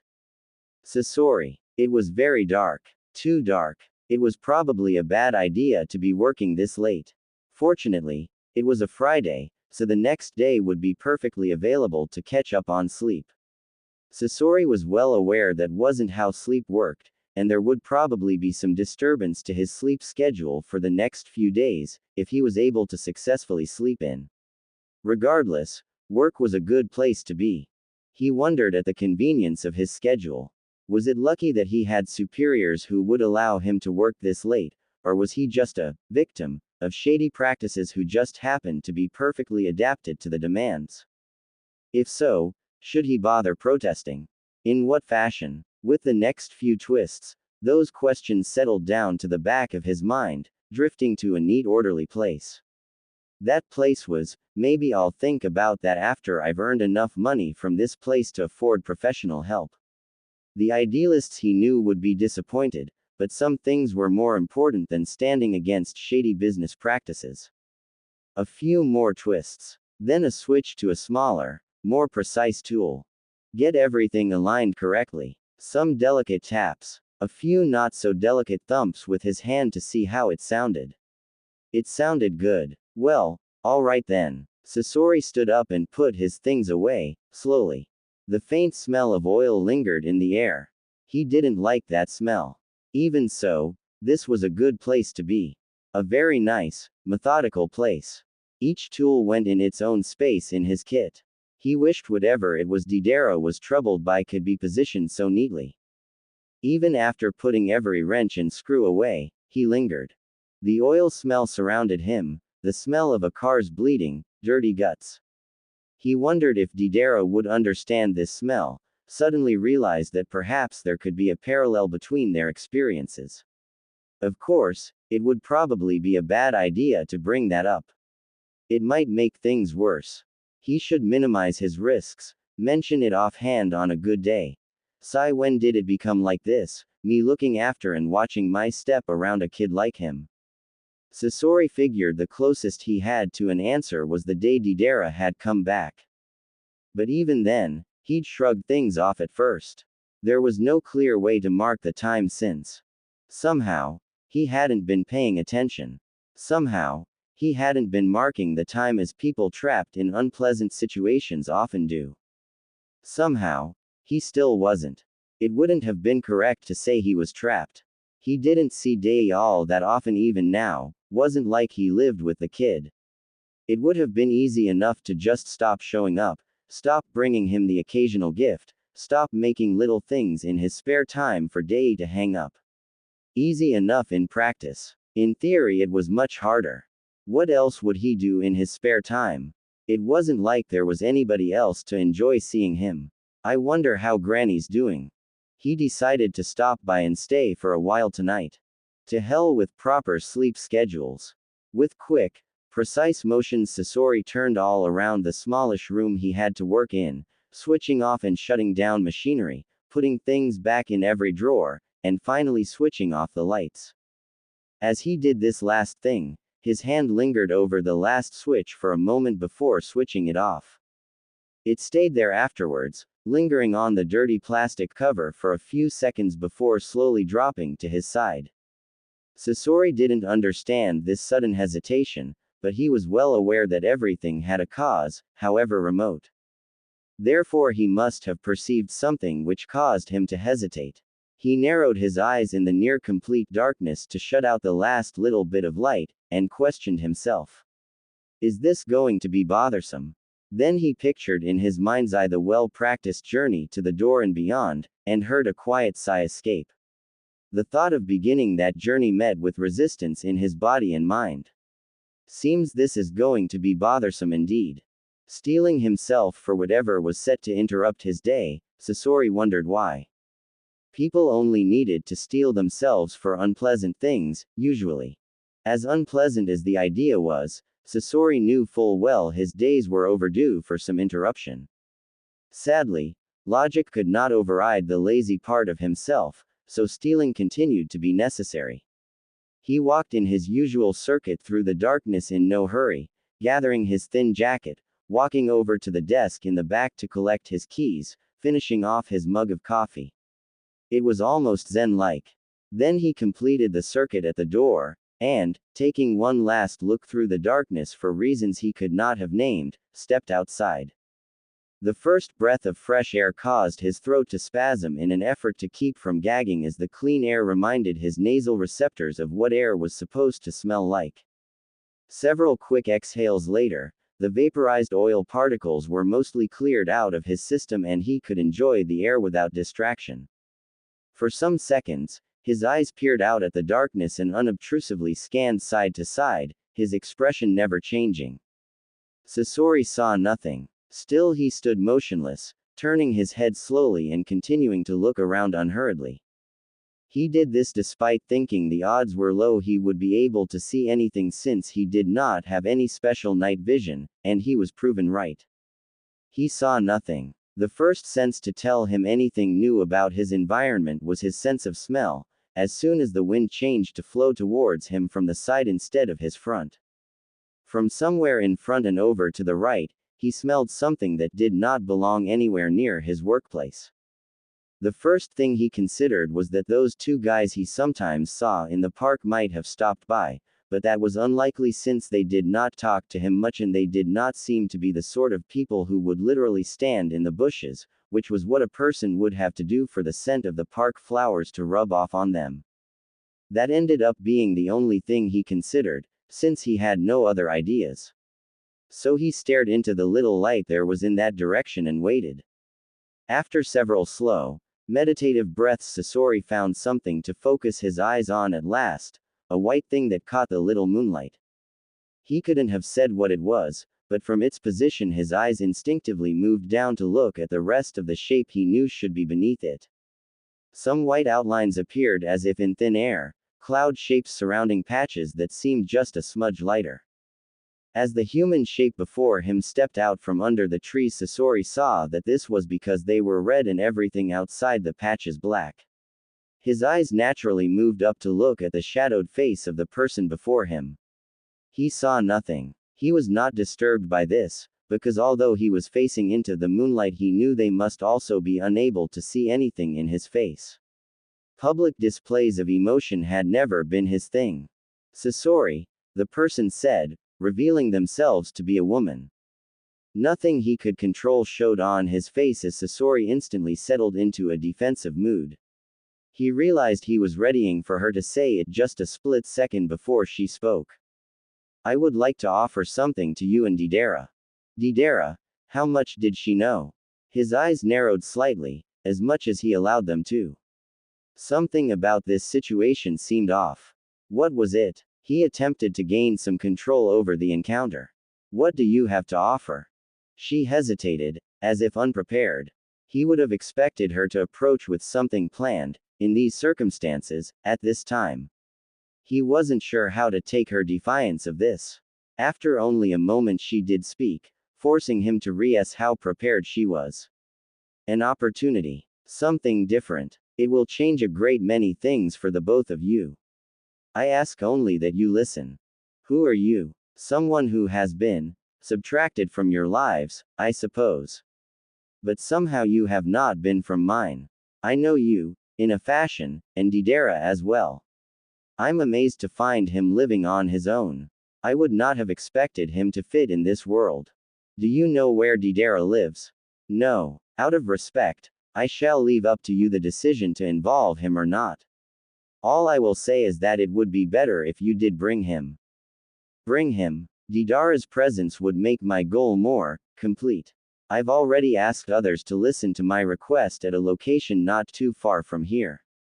Just then Sasori realized what had bugged him about this encounter from the beginning. It was the way she stood. Looking at her, hearing her, it was quite obvious. Was she ex-military, current military, paramilitary? What did she intend to do with Didera? Complete. The others I ask you to meet are in the same position as you are. You do not know what the position is, and I'll explain if you decide to come. By you, I mean you and Didera. Although, I'm sure he is very aware that he is in an unnatural position. It would not be in his best interest to deny him the chance to find out what. Sasori remained still and did not speak after she finished, his mind whirling. A feeling of unreality gripped him. The vague words, the mysterious woman offering answers to questions he didn't yet know he should be asking, military involvement, I'm in a mystery novel.